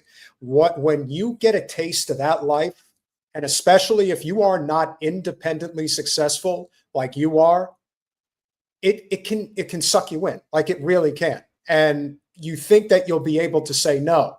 Much like Tim was caught taking $100,000 a month, like Rubin was taken and Benny Johnson was taken. And I'm not even going to address them because I at least think Tim, to a degree, does a decent show in terms of topics and discussions and things like that. Dave Rubin and Benny Johnson are hacks. So to me, it doesn't really matter what's coming out of their mouths. But if you get caught taking that money, it proves beyond a shadow of a doubt that you can be compromised. Maybe you reject it now, maybe you accept it later. But we also have to be willing to tell our friends and family, our brothers and sisters, this is fucked up. Because for us, it's much easier, just like Bernie's going around right now. We need to get Medicare for all. We need to get people healthcare. Bernie, you didn't say a fucking word for 4 years while your good friend Joe was in the White House. Didn't say a word. But now Trump's in there and you have no leg to stand on. Because he doesn't want to talk about Palestine.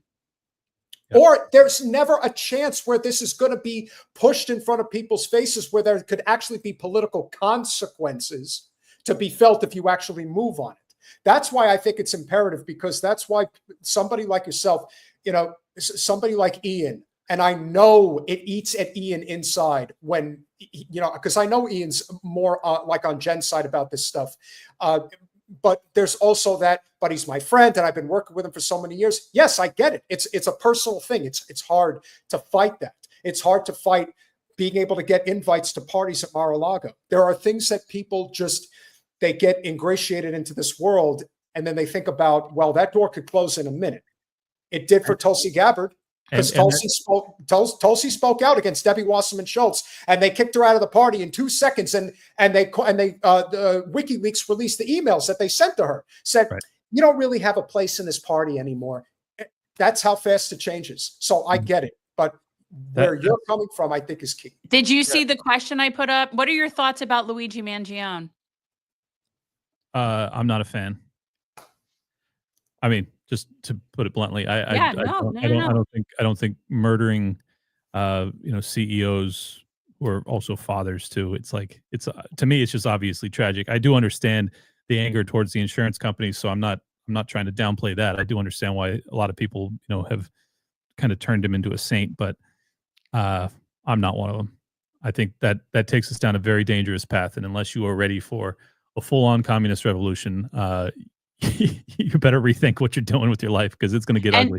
I think that's where we're headed. And I want to say, and something that I talk about a lot, is what is our concept of what is violence? See, I would suggest, and I know this is where the libertarians don't agree, but to me, denial of healthcare and what Brian Thompson was doing to hundreds of thousands of people, knowing that they were being wrongly rejected of healthcare they were paying for, and knowing that system was failing, that's violent. Denying people healthcare, especially in the case, I think in any case, but these are people that are paying for that insurance that he's denying care to, and knowing he's wrong 90+% of the time, that's violent. And I think that when you're enduring that level of violence, there's violence with a pen. Just because you kill people by doing something like that doesn't make you less of a violent person. It just makes you too much of a coward to get your hands dirty. Yeah, no, I understand the argument, and I think that there are angles at which you can view it as basically aggressive action, especially when you're a paying customer. So I do understand the argument, but the nuance in it, the answer to it, ought to be that the court system is more fair and fast in adjudicating these matters, as opposed to the little guy having to go into class actions against these insurance companies, and by the time they get through the court system, then they're already dead because they weren't able to get treatment. Like, that system is obviously fatally flawed. So that's not the answer. You need to have a faster methodology for remedying these disputes, and we don't have that. So, like, I understand the anger, but I still don't think that, you know, murdering in cold blood from behind in the middle, in the morning, is the answer. So we have to come with something else. So let's figure out the next time we talk. What are you willing? What do we have to give up in order to get you to support a single payer healthcare system? So what is it that you? Yeah, you got to find an issue. This is compromise, baby. This is how it's done.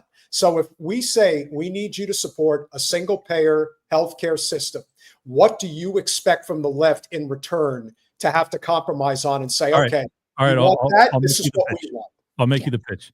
Okay. I need you guys to start to really dive deep into fiat currency and central banking and the Federal Reserve. And if you guys can get a populist left wing momentum, and I'm not even bullshitting, like, I would sign off on single payer healthcare, despite the fact that ideologically I find it to be not a good idea. If we can if we could end the Fed, get back to sound money, I think I would do that. I would do that in a heartbeat. There you go. See? There we go. I didn't even have to think about it that long. I was like, I'll give you this, you give me that. We're boom, boom, we're into it. But I just wanted to make one other point. I think it's really short-sighted. I've been critical of Tim, and I don't mean to be overly critical, because, like I said, he is a really good friend of mine and I like him a lot. But I think that the success of Joe Rogan, the success of Dave Smith, is a product of not just years, but over a decade of just telling the truth to your audience, no matter what, and letting the chips fall where they may, and dealing with the pitfalls that come with that as they arise, and just expecting that that's part of the process. And maybe your growth will be slower as a consequence of that. Maybe you'll have some steps backward as a consequence of that. But, like, the trajectory that Dave is on is the Ron Paul trajectory. It's be courageous, be right for fucking decades. Yeah. That's how you do it. And then you grow into this, like, incredibly, like, just a cash cow machine. I mean, which is Rogan now, and Dave is clearly, if he's not already there, on his pathway to being there. So I just hope that people will start to have a lower time preference. Like, they're willing to delay gratification, accept the fact that your growth is not going to be exponential. Like, yeah, for instance, I could lie a lot on Twitter on my show and grow a lot faster by doing clickbaity shit and all that stuff. But, like, yeah, that's not how you grow a real foundation. That's just how you juice the algo temporarily. And I think the real fans, the ones that'll stick with you and ultimately tell 10 other people about you, are the people that appreciate the fact that you're not that type of person. So I don't know. Sorry for the weird rant. No, it's all good. Got one last compromise for you that I think we could agree on. Support Butch Ware for governor of California, and we will gleefully support Dave Smith for president of the Libertarian Party ticket in 2028.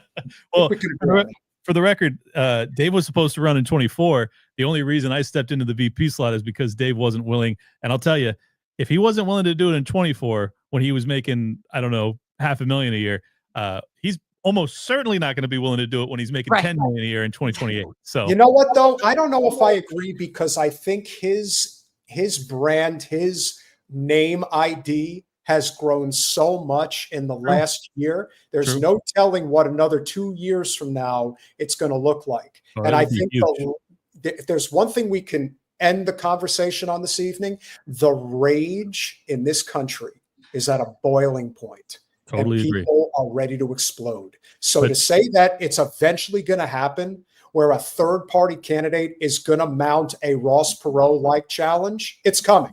It's just a question of who's going to do it. I couldn't agree more. Dave had that opportunity to give that a go this last time around, and he chose not to. And, a lot of that has to do with he's got 2 young kids at home. But the truth is, 3 years from now, he's still going to have 2 young kids at home. They're going to be 6 and 9 as opposed to 2 and 5 or whatever. So I don't know. All right, Clint, warm up the engines now, baby. We'll be supporting you. You just get out there on the road. Guys, the links are in the description. If you are not currently subscribed to Liberty Lockdown, even if libertarianism is not your jam, please give our friend a like and a follow just so that you can have other political and economic perspectives. It's important. It is. Yeah. I think that they would enjoy my show. Believe not in a like a blowing myself sort of way, but just like I can tell that your audience is interested in truth telling, and even if they disagree with my conclusions, I think they'll appreciate my approach to these topics on the day to day. So, and I just wanted to also do a quick plug. Go to brogrove.com. We're doing a large or very large 200 plus seater theater in June 20th and 21st. Oh, you're fast, man. Brogrove.com. It's going to be Sam Tripoli headlining day one. Owen Benjamin. I almost said Ben Shapiro. Owen Benjamin headlining day two. It's going to be a huge event. These guys were like blood feud for a long time. They've both been on Rogan, I don't know, 100 times or something crazy. It's going to be an amazing event. And my comedy show, Tower Gang, will be doing an event there too. And it's just a huge event. Anyways, Leesburg, June 20th, 21st.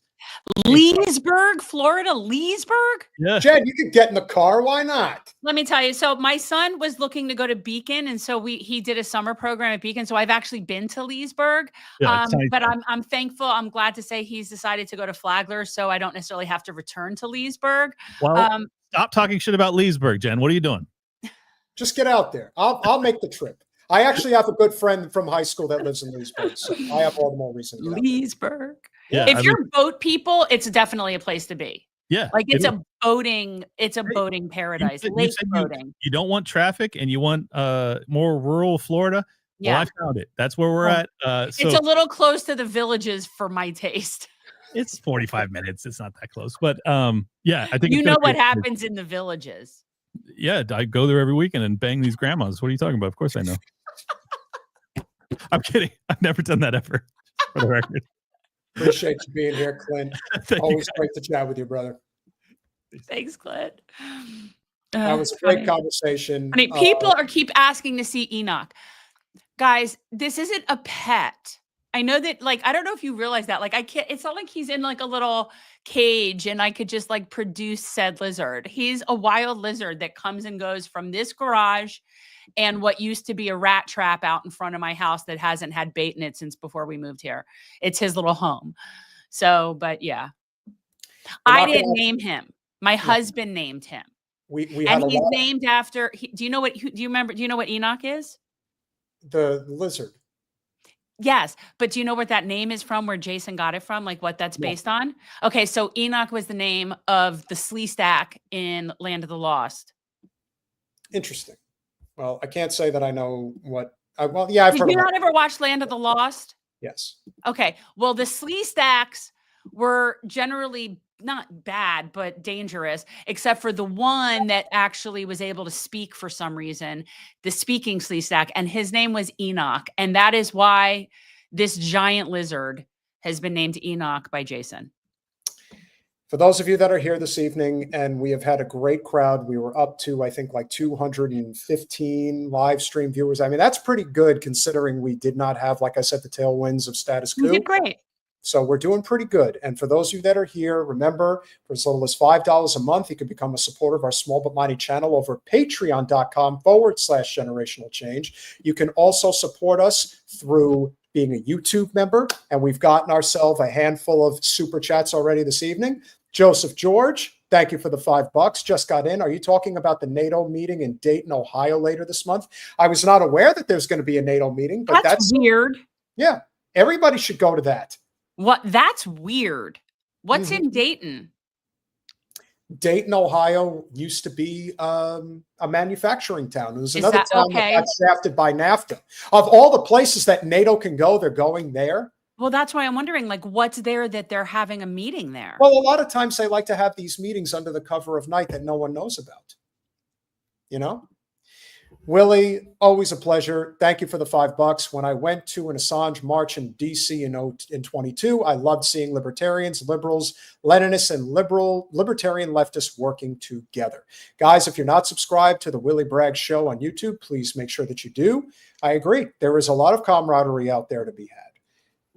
S. Kolachuk, thank you for the 5 Canadian A. In a previous life, I was hundreds and hundreds of anti-Semites.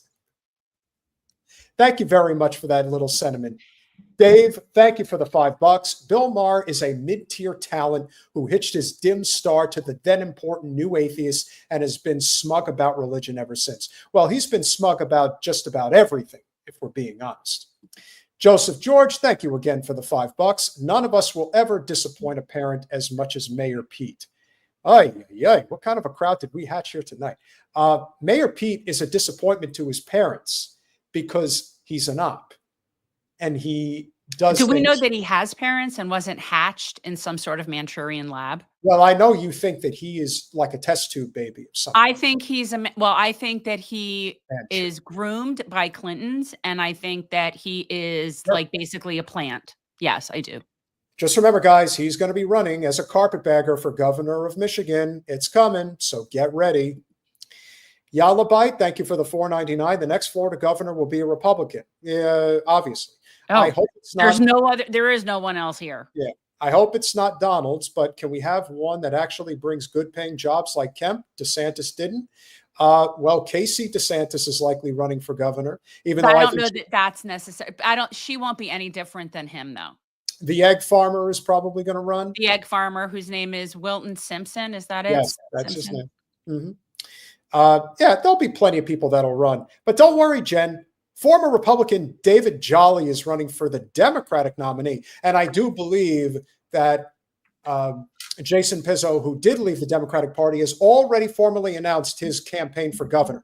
Now, I am sure he will be running in the Republican Party ticket, not as an independent. But hey, crazier things have happened, so we'll see. JG1982 gives 5 generational change memberships. Thank you so much. That's very Thank you. To do. Really appreciate it. Yalabite with the $4.99 again. I don't think MTG, Marjorie Taylor Greene, is a committed Zionist and can be worked on. She is not like Michelle Bachmann, Michelle Bachmann had the eyes, Jen. Remember Michelle Bachmann? Oh, no. Michelle Bachmann has the crazy eyes. You know who else has the crazy eyes? Gretchen Whitmer. In fact, they have the same kind of crazy eyes. They do. And she's got the crazy eyes. Yes. S. Kolachuk, thank you for the 2 Canadian A. What is your favorite song by the Smiths? I honestly, I was not into that. Like, isn't that new wave kind of like alternative? New wave from Ice. Yeah. One of my friends from college, one of my roommates was much more into that style of music. So I know the name The Smiths, like I know, but I wouldn't know any particular song. I would know probably country before I would know new wave. Kirsten Brown, thank you so much for becoming a YouTube member. Thank you. It's Kirsten. I said Kirsten. Okay. What did you think I said? Kristen? No, Kirsten. It sounds, I could see how it may sound like it, but no, I said Kirsten. So I know he's contributing, man. I don't mind him sharing the space with me, but they want me to take pictures of a lizard. Guys, lizards are not like they want to hang out and pose for a picture. Like when I get out of my car and I walk around, he takes off. Like he doesn't want to hang with me. Okay. Found a comfortable spot in order to be, just in the good graces, I suppose. If I ever am able to get him to sit still, like he doesn't just sit there and pose for a picture. I think it's important to note because we have been seeing a lot on social media about going after Bernie Sanders and the statements he's been making and the fact that in spite of everything that's been going on right now, he has been extremely nuanced in a not so good way when it comes to talking about Israel-Palestine. Nope. And that should cause a great deal of concern for a lot of people, which I think in many ways, much as Clint was talking about how much either avoiding or being on the wrong side of the Israel issue has been damaging Tim Pool, that of which he will not come back from, because I think that these will have long-lasting effects. And if anybody can speak to the major letdown that is Bernie Sanders, especially on this issue, it's Norman Finkelstein. Forgive me for, again, bringing in the Schumer book. But one of the things that struck me reading it There's the things that are not there. And two things that were not there were, he talks about this explosion of anti-Semitism in the United States, you know, the usual thing. Every few years they start with a new anti-Semitism. But amidst this alleged explosion of anti-Semitism, there was a very good chance, were it not for the Democratic Party, that a septuagenarian Jew, J.E.W. from Brooklyn, would have been president of the United States. How do you explain that if you claim there's this explosion of anti-Semitism? Bernie Sanders was en route to winning the Democratic Party primary until South Carolina. Everybody thought, until South Carolina, that he was going to sweep Super Tuesday. Bernie Sanders won every single cohort under 30, blacks, Latinos, every single breakdown they use, you know, he won every single one under 30. If you looked at the polls for the Democratic Party, there was no doubt in my mind. I'm not saying I'm the last word in this subject, but I did follow things pretty closely. He would have gotten a slice of Trump's space, maybe 10%, maybe more. That's all he needed to win. And therein lies one of the, I think, unheralded parts of when Bernie ran for president the first time in 2016 and Wasserman Schultz was at the controls. What's one of the things that was of considerable note, particularly in the states of Indiana and Kentucky? It was decided that they were going to use the fact, this is the Democrats we're talking about. The Democrats were going to use the fact that Bernie Sanders was Jewish against him in the rural parts of Indiana and Kentucky.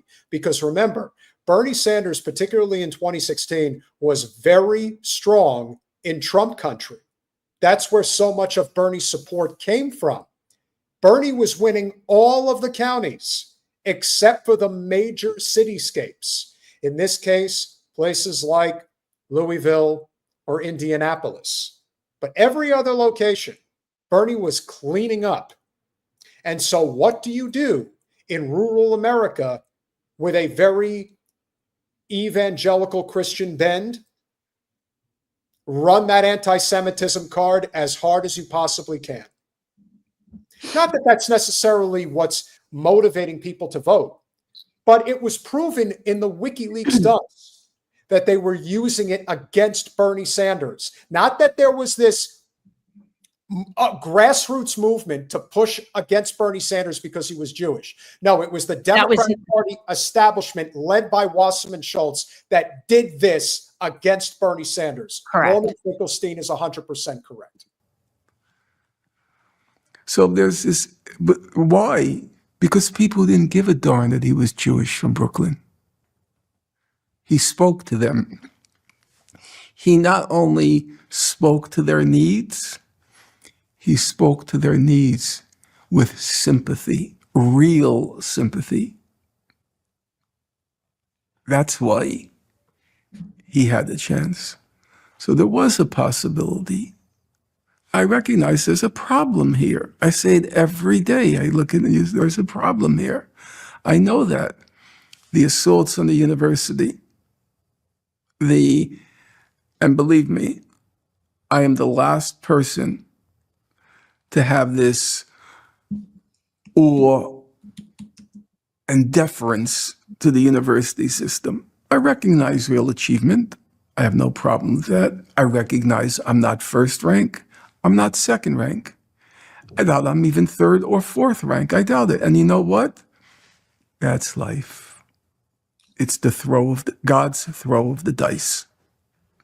I know I work hard, but as Edison famously said, you know, genius is 1% inspiration and 99% perspiration. I do I'm at least 97% on the perspiration until my brain just dies out on me. another minute, but it's up to you if you want me to pull it. Well, I mean, are we done past the burn? Like, I mean, I don't know. First of all, I don't know that like we can play the whole thing. This is the whole, we don't need to play their whole clip of their interview with Norm. It's only a few minutes. That's fine. If you, is there more that he's saying about Bernie is what I'm saying. I believe so. So we'll test it for a few seconds. Okay. That's not my lack of will, but my brain says no. The wheel stopped turning. I didn't get the 1% of inspiration. Very few people do, you know.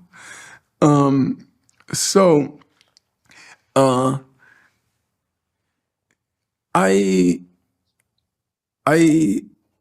do recognize there's a problem with the what's going on at the universities now. The terror that's being wreaked on the foreign students. And soon it will not just be foreign students. That's just a matter of time. I recognize all that, and I'm very concerned about that. On the other hand, it didn't start under Trump. Let's stop that pretense.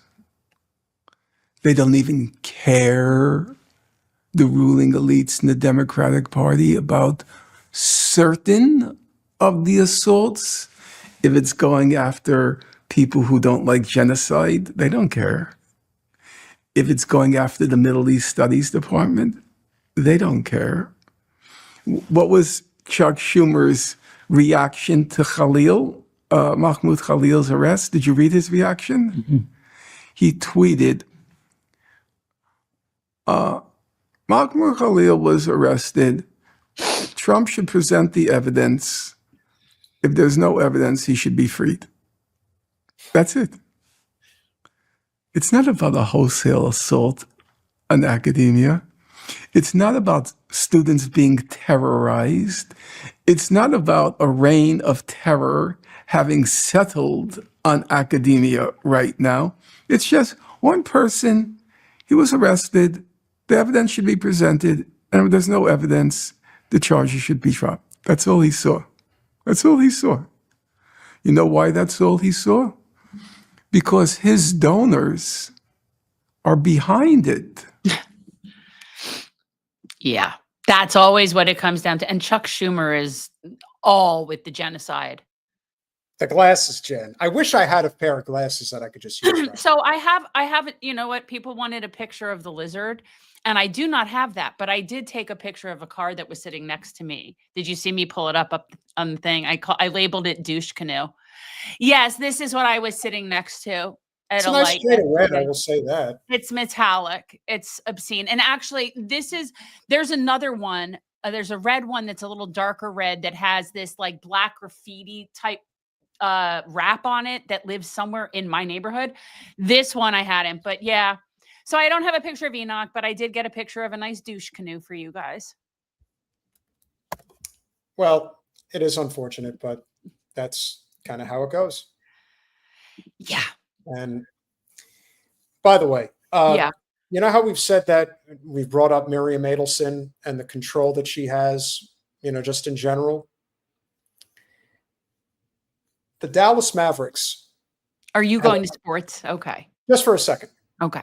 The Dallas Mavericks had a 1.8% chance of winning the NBA lottery.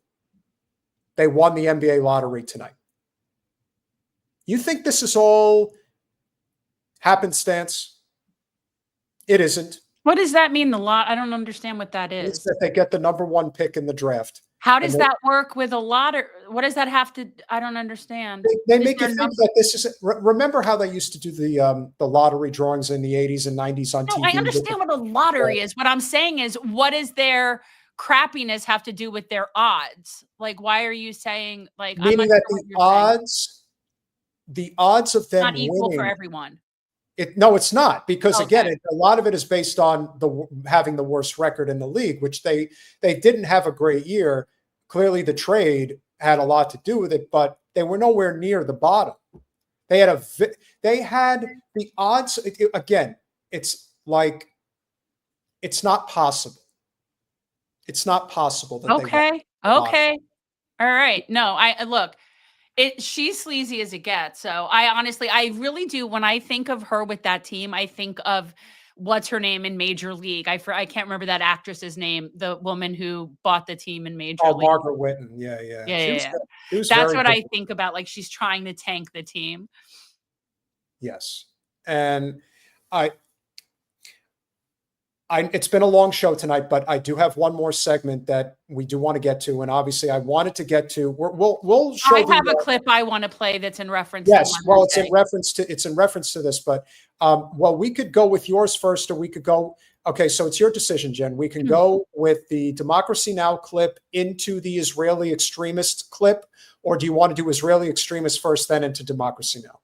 Well, my thing has to do with me saying something about Mother's Day, like something that I just wanted to say. So okay, it so you isn't want me to so play much the Democracy Now! Clip first?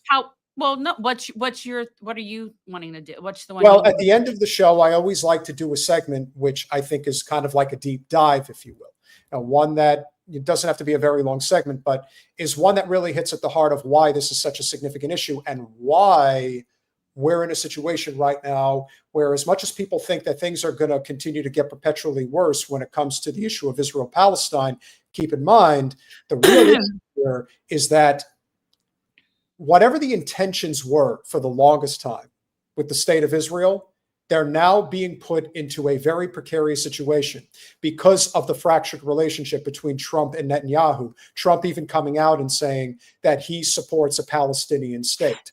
And look, let's be clear. That can't happen at this point in a way that has any meaning. Unless what you do is court off another area that'll be a concentration camp and just call it a state. That can't really feasibly happen, right? Like that, it just isn't. Israel made sure of that. All right, so I'll talk about my little Mother's Day thing then. You want me to do that first? Is that it? Yeah, and then we'll transition into the Israeli extremists. Okay, so Mother's Day, not my favorite holiday. It's not something that I like. I've had, Happy Mother's Day, Jen. I don't like Mother's Day. I've never particularly liked Mother's Day. It's been throughout various holiday. It's a Hallmark holiday that throughout various phases of my life has caused me inordinate angst and stress that I'd rather not like trauma. So I'm not a fan of Mother's Day. However, I will say that this Mother's Day, my little bought me these really pretty earrings, and that was so sweet of him. My little bought me these earrings, which was just so thoughtful.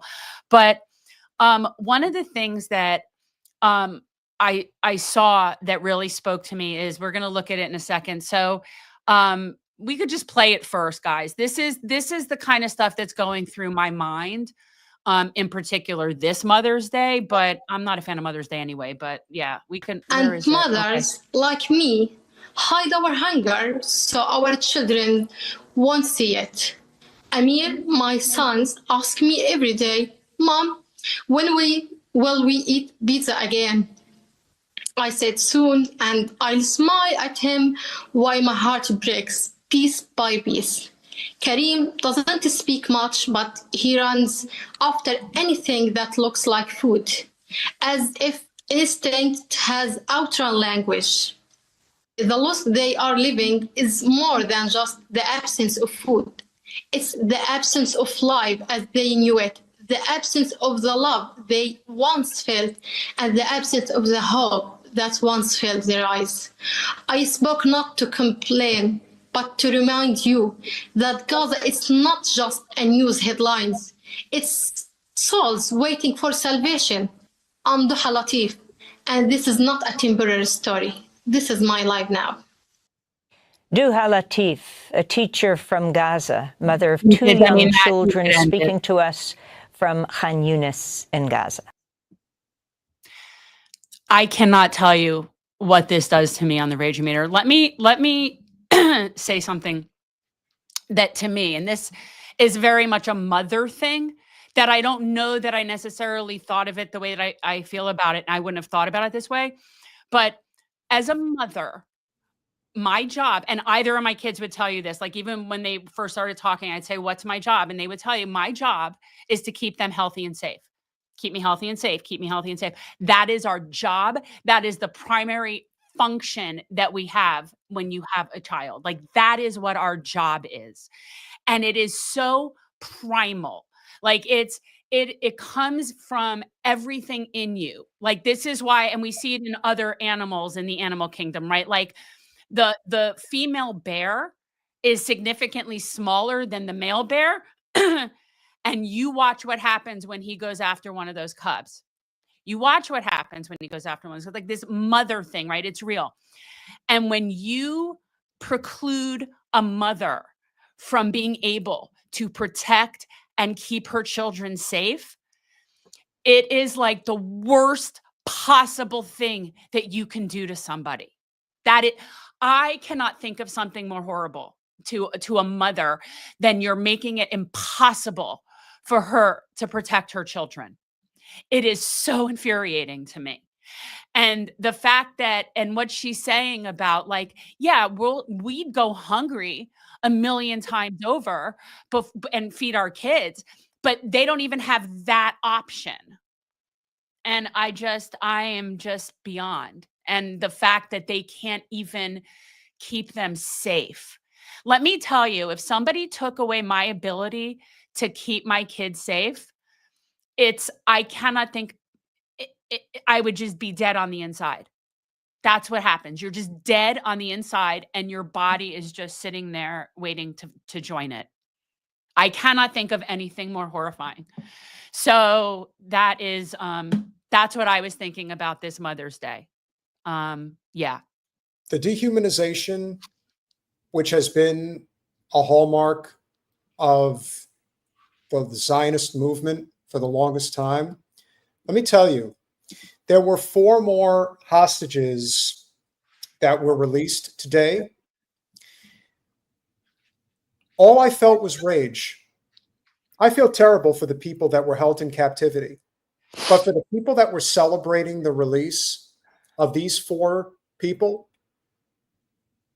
they saw it as we are ethnically, racially, and morally superior to everyone, but especially the Palestinian people.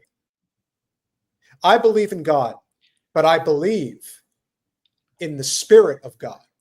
Organized religion, it should go into the dustbin of history. If I could snap my fingers, I would make it so.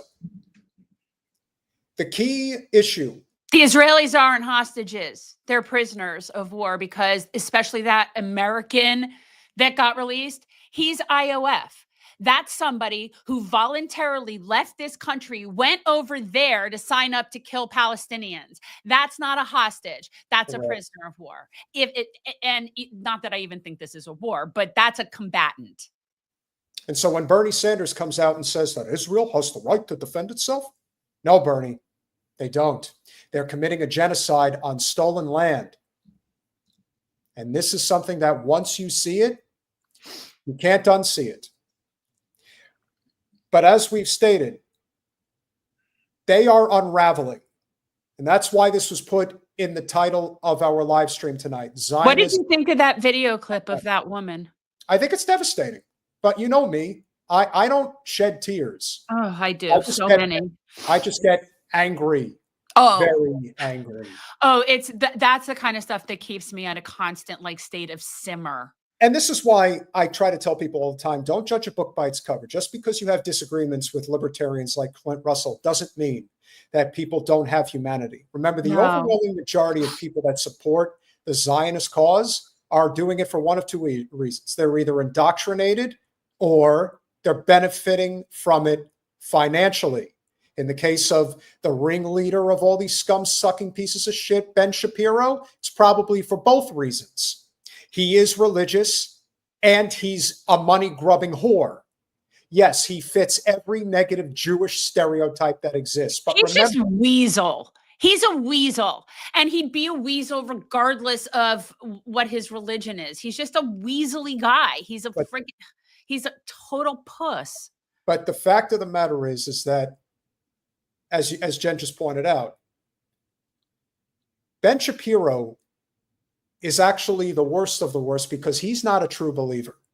He talks like he is, but in reality, he's just a cuck pussy like the rest of them.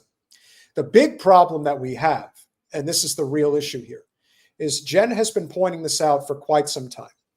There has been an active movement in the state of Israel to basically have the entire country as a reflection of the Likud party, to be as extremist, evangelical, if you will, in this belief that the end times will happen. And this is what's being pushed now because they're losing their grip on the narrative as well as control. Yeah. The greatest sacrifice of the 21st century is the Palestinian people. We have to make sure that they do not die in vain. Here's one of the reasons why. There's a movement in Israel that wants to bring about the end of the world. It's called the Temple Movement, and it's crucial to understanding the ultra-right wing in Israel. A few weeks ago, a group of Palestine solidarity activists were protesting Israeli National Security Minister Itamar Ben-Gvir's visit to Brooklyn. He was visiting the international headquarters of the Chabad Lubavitch movement, which is one of the largest ultra-Orthodox movements in the world. Most of the discussion of Ben-Gvir's visit focused on the attack against the pro-Palestine protesters, but what completely flew under the radar was what Itamar was even doing there to begin with. A video of Itamar's speech to the Chabad congregation showed Itamar jumping around and chanting that Israel will build a Jewish temple on top of the Temple Mount in Jerusalem, the current location of one of the holiest sites in Islam, Al-Aqsa Mosque. What do you think's going to happen if they attempt to do that? I'm just so angry and sad. Like I'm just so sad. I've been there, by the way. I've been to the Dome of the Rock. And it's incredibly beautiful. And well, no, that's not. That's what they want to build there. Yeah, no, that's like Trump's Gaza kind of drawing. This is what we're going to do. It'll be big and beautiful. Looking at this, and I'm an atheist. I'm not a religious person by any stretch. But when I look at this, what I see, I feel like Moses coming down and looking at the people with the golden calf. Like, this is how absurd this looks. This is how ridiculous and superficial and anti-Jewish. That is the most anti-Jewish. People don't understand. Like, do people realize when Jews, and I mean religious Jews, when they get buried, what Jews are buried in? Like, do you know? I think when you're buried, if you're like a traditional Jewish person, like Correct. Not a Zionist. What it would traditionally? I think you're buried just as Jesus was buried. You're just buried naked in a shroud. Like that's it. And it's a pine box, and that's it. Like, it is the most basic, non-ornamental, and that is real Judaism, right? This is an abomination. I see just a big golden calf. That's what I see. Oh yeah, it's like everything that spits in the face of, much like Christ is a manifestation, a representation of the core belief system of Christianity, Muhammad being the core belief system of Islam. If you were to pick one core belief system of the Jewish faith, it would be the 10 Commandments. And this spits in the face of Moses and the 10 Commandments, if there ever was. This evangelicals are psychopaths. But that's what this screams. This screams evangelical church. Like, that looks like a Hagee, Austin. This is the evangelical Christian Zio influence that you can see, that a lot of these the Zio Jews have attached themselves to that, even though they're total anti-Semites. And even though this is the kind of shit that they want to do, and these are people that the Jews have attached themselves to, this is insanity. It is. It is insanity, but people need to hear this. It's a mosque.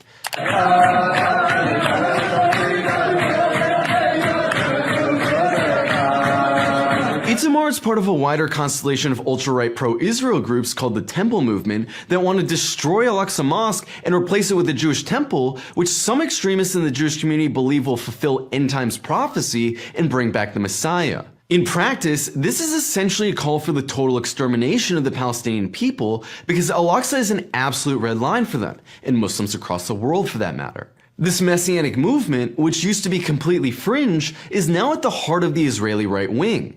You may have seen videos circulating recently on Israeli social media of Al-Aqsa Mosque in the Dome of the Rock being blown up and replaced with a Jewish temple. This movement is being funded by some of the most genocidal factions in Israel and has been gaining so much momentum that its proponents now occupy positions in the current government.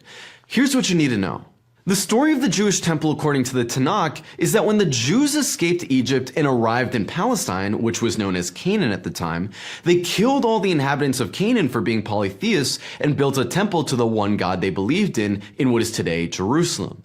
The Babylonians destroyed the temple and the Jews rebuilt it on the same spot, only for the Romans to destroy it a second time, which led to the Jews being scattered across the world. According to some Jews, when Jews build a third temple on the same spot, the Messiah will return.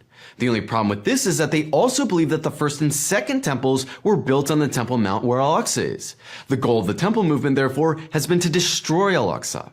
The most important group in this movement is the Temple Institute, and it's an organization dedicated entirely to building the third temple. Well, let me tell you, they all look like they're native to that territory, Jen. Oh my God. Just This is the antithesis, guys. If you if you are new here, we did have Rabbi Yaakov Shapiro on maybe a month or so ago, who is a Hasidic Jewish person. Like, you have seen many of the people that are the Hasidic Jews that have been out in the streets for Palestine because they understand that doing what they're doing is actually a violation of the Torah.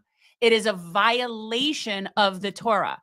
So they can pretend this all they want, but it is not, it doesn't make it so. That's what I'm saying.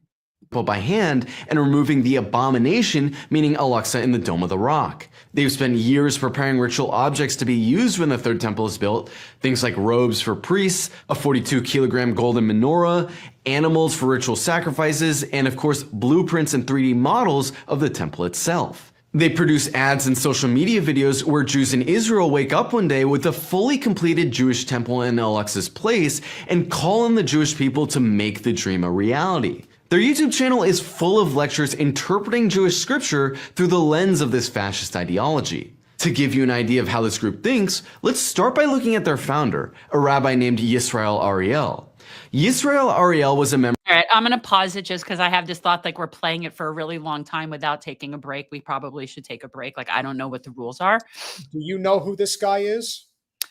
No, but he's probably a psycho. The thing about them is I'm really seeing it very clearly right now. So basically, these are the Jews that are akin to the evangelicals. It's the same people. They're the same people.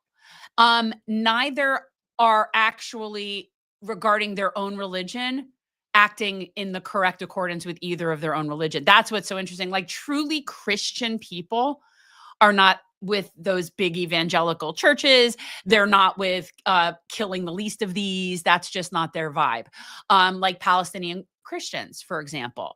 And that's the thing. So the evangelicals are to Christians what Zionists are to Jews. And they seem to really, it's a match made in heaven. If heaven existed. Of the Israeli Koch Party, which was a party that advocated the total removal of Palestinians from Palestine. Part of its platform was the banning of Muslims from the Temple Mount, and the Israeli Koch Party was so racist and violent that it was actually banned in Israel. The Koch Party's founder was a rabbi from Brooklyn named Maher, the founder of a New York-based ultranationalist paramilitary group called the Jewish Defense League that would attack and, in some cases, murder anyone they considered enemies of the Jewish people, i.e. anti-Zionists and random Arabs.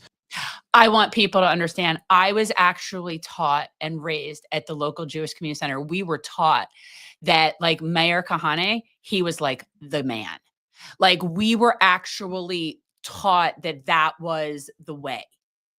I just want to say that, like, he was someone who people thought of as a hero that I grew up with. We'll finish it up. Yasser Arafat said he was going to dance into the United Nations because JDL said they're going to use this. Someday, we hope very soon, we are going to use this on him. We're going to use it on it. You know what I'm talking about? I mean, come on. We're going over there. We're going to take over the land, and that's what's going to happen. You know what I'm talking about, Jen? How about a nice piece of gabagool while you're at it? Oh, excuse me, that's Italian. That ain't Jewish. Give me a nice bagel with some cream cheese and some scallions on it. That'll do the trick. That's what I'm talking about. The JDL is widely believed to have been behind the bombing and murder of Arab American rights activist Alex Oda, and the JDL also plotted to assassinate a Lebanese American member of Congress and blow up a nearby mosque. The JDL is a designated terrorist organization in the United States and Canada, but despite this, Kahane is not only celebrated by many Israelis, his thinking has been transformed into an ideology known as Kahanism. Let me tell you, I've bartended one of these Zio weddings. This is way back when. The way that they dance, you have to see it. Are you seriously telling me I have to see it? You don't think I've been to those weddings? Take it up, girls. I've lived it. It's like the Rockettes. It's like they think they're the Rockettes. That's the way they move. I don't look.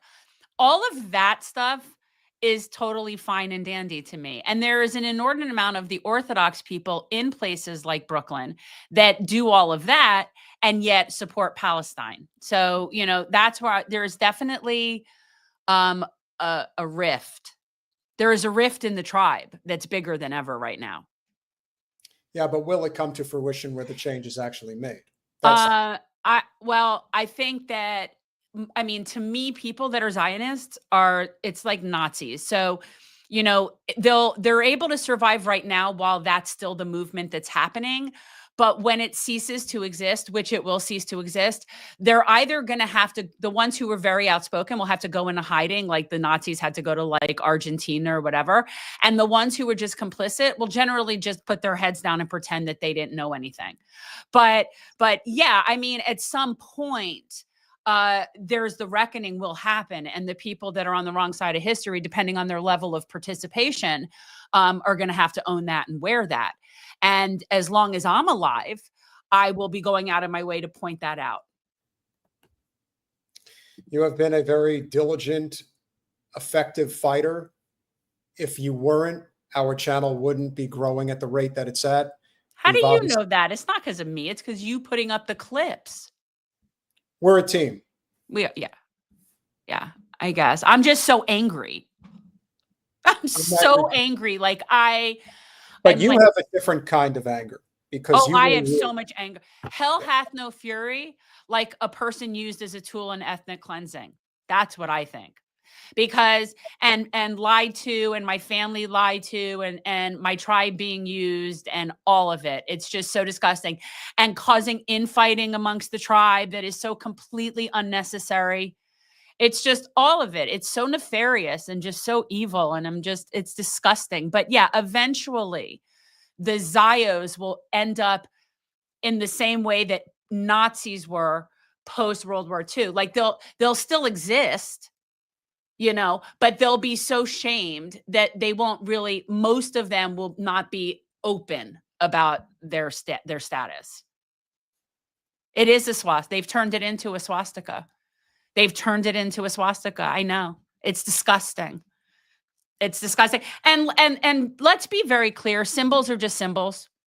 It's what they're used. Actually, a swastika, if you guys, I'm sure a lot of you have done this. If you go do the deep dive as to the background of the swastika, it goes back to not prehistoric, but it goes back to complete other civilizations and has meant many different things over the years in different cultures. So it's just a symbol.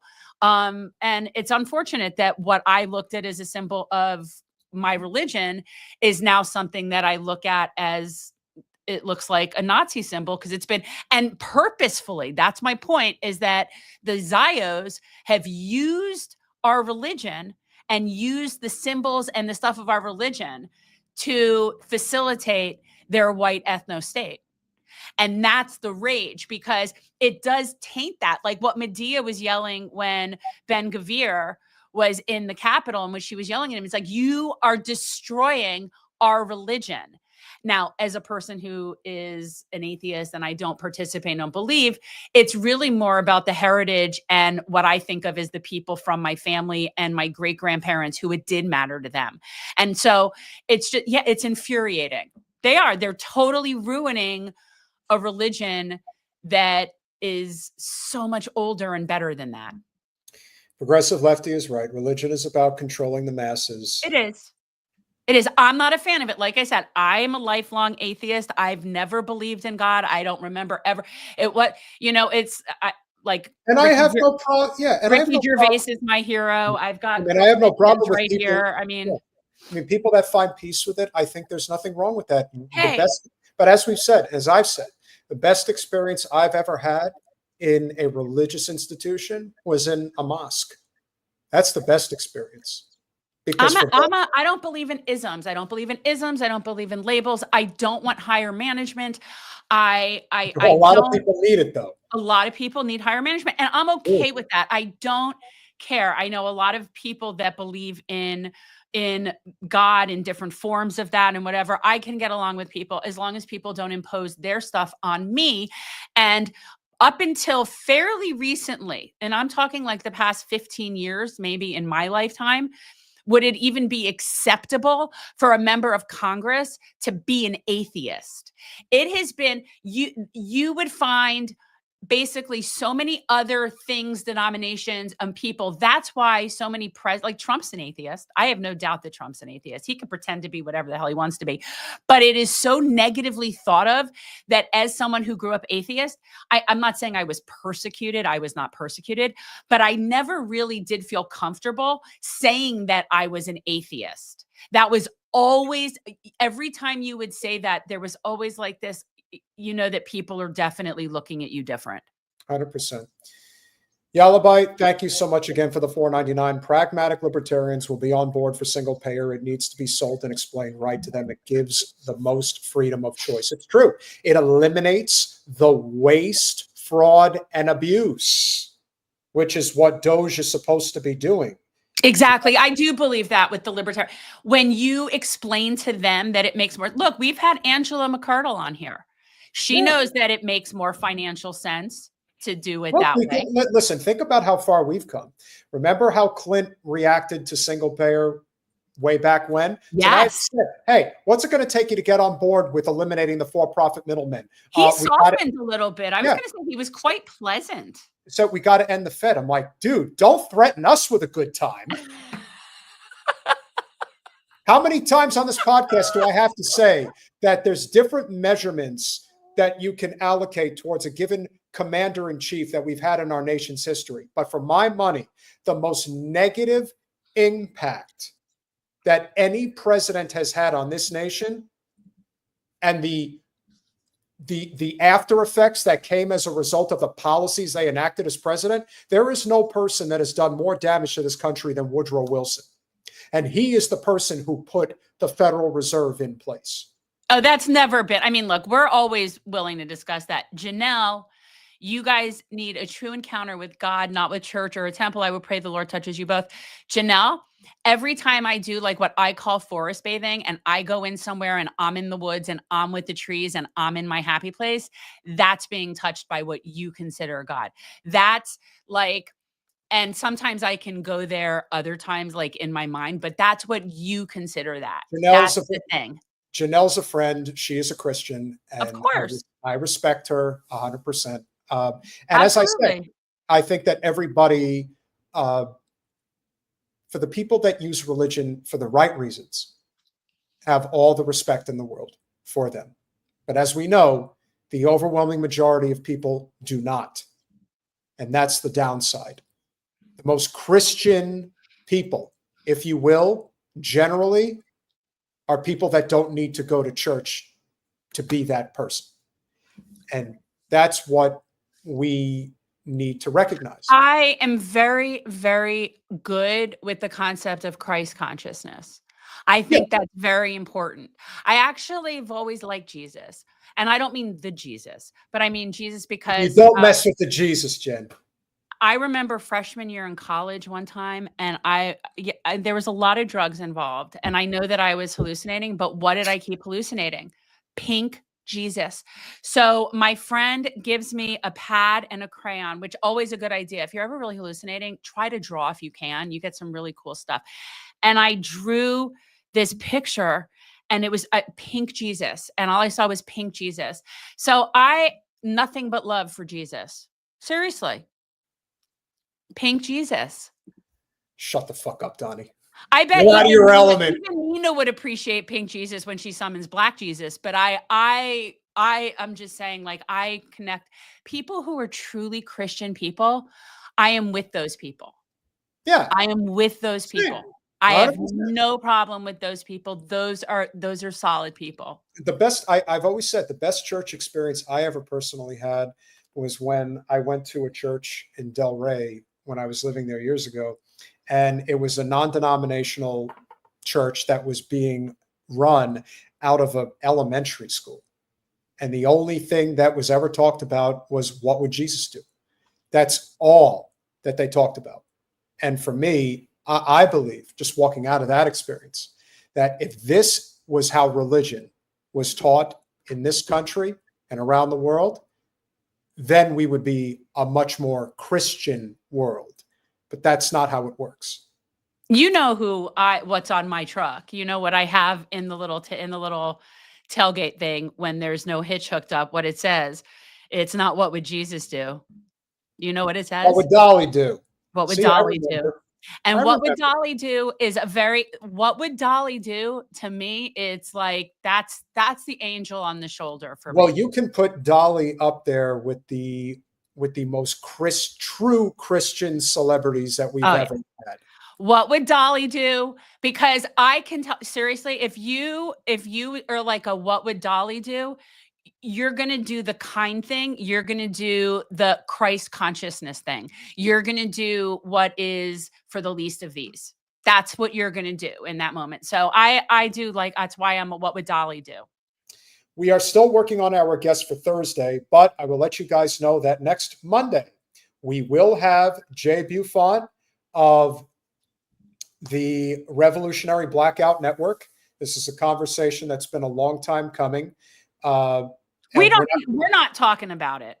No, but we're not gonna give away the game. We're just gonna say that it was a very kind and considerate exchange, and we're very happy to have Jay coming on. Also want to give a shout out to Savvy. No, I mean, we're not going to talk about it when he's here. Yeah, no, there's no reason to. No, that's what I'm saying. I don't want to. Yeah, we don't need to talk about it. Doesn't matter. He wasn't here for that. Doesn't matter. No, but again, there was an acknowledgement of, the fact that there was a misjudgment, and that's good because again, the whole concept. They decided I wasn't such an evil white lady after all. Yeah, you're not an evil white racist, Jen. I can attest to that. Before we go, we also always want to say we are extremely grateful for each and every one of you that are here. For those of you who don't know, we don't know the full extent of it. We don't know if it was intentional or not. I'm always leaning towards the angle that it was. But for those of you who haven't seen this on social media as of yet today, our good friend Medea Benjamin of CodePink, her husband of many, many, many years, partner was in a very bad accident. I think he was hit by a car. Hit by a car, 13 broken ribs. I don't know if he was like walking or biking or I don't know. He said he was biking. Okay, so he was on his bike, and they live in the DC area, and Tagberry is a very outspoken CodePink activist in his own right. So it isn't just that it's Medea's partner, it's that he is a very active person, and he was hit by a car, and he is in the hospital with the lovely Medea at his bedside. And they put out a post, and he is still ready to get back out there for Palestine. Did you see I sent you the clip? Yeah. So he has like several broken ribs, a broken wrist, a broken pelvis, and he's sitting in the hospital, all CodePink, fierce, saying he's going to still it's not going to stop him at all. It won't. But you think it was intentional? I think it could be. I don't put anything past anybody. I just don't. Not when you're. Let me tell you,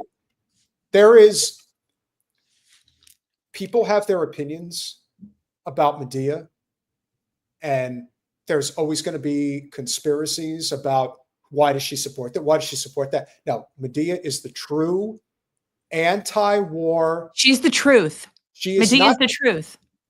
She is the person that she's the person that Abby Hoffman wishes that he was. She does it for the right reasons. She is a true anti-war hero if there ever was one. And consistent since Vietnam. But when like, he's been doing the same thing, like but when she made the conscious decision to not only go after Ben Gvir, but to let her guard down and basically go after him with every fiber of her being. Let me tell you, she marked herself when she did that. There's people like Ben Gvir. So you're looking at it like that was a line too far. They're going to put her in her place. They're going to show her. They're going to try. She doesn't care, and neither does Tegan. He would tell her, even if they have to kill us, I don't care. We are going to dismantle the Zionist state. Okay. But that's also why I would tell them. I don't know that they think that there's anything intentional about it, that it wasn't just. I will always. And we don't know. We weren't there. For all we know, it was a legitimate accident that happened at the exact. Who knows? I Maybe don't it did. know. That's what. But we are living in a world today where you can never be too careful and you can never be too sure. Bottom line, I wouldn't be shocked. Like that wouldn't. I'd be not at all shocked. But I don't. But there are also accidents, right? Sometimes Occam's razor, right? Like sometimes. Yes. 13 broken ribs? No. Like there were a few broken ribs, broken pelvis, broken wrist. I mean, he was like very lucid. So even if he's on meds, he's definitely very lucid. And they put out a post, guys. I'm sure they put it on CodePink. So you can all see for yourself that he is feisty. Guys, we had a handful of clips that we were not able to get to tonight, and this ended up being a 2-hour and 40-minute live stream. Obviously, the conversation with Clint was a great one. We will be covering CodePink's confrontation of Linda Thomas at the... I haven't seen it. Oh, I'm not going to play it now because we will have to... Okay, then I'll wait. We'll play it on Thursday. We're going to play it Thursday. There is also a really good clip about UnitedHealth, as well as why the West supports Israel. We are going to save these 3 clips for Thursday, so we hope you guys will tune in. We got clip gypped. No, I played stable. I played every clip that we said we were going to talk about. We've got 5 good ones coming. Peter always, this is the thing about Peter, and he's like this. He's gotten better with time management, but like this is the thing. Big eyes, small stomach. So that's something my dad used to say to me, like what with ordering food, you have big eyes, small stomach. He does that. Like he puts so much like in there because you just, it's hard to get to everything. Speaking of which, we are going to add a call-in feature to our podcast, guys. So we are? Yes. So for those who want to call in and give me the business or give Jen the business or just tell us how much you like our show. We really look forward to that. So Colin is working on it.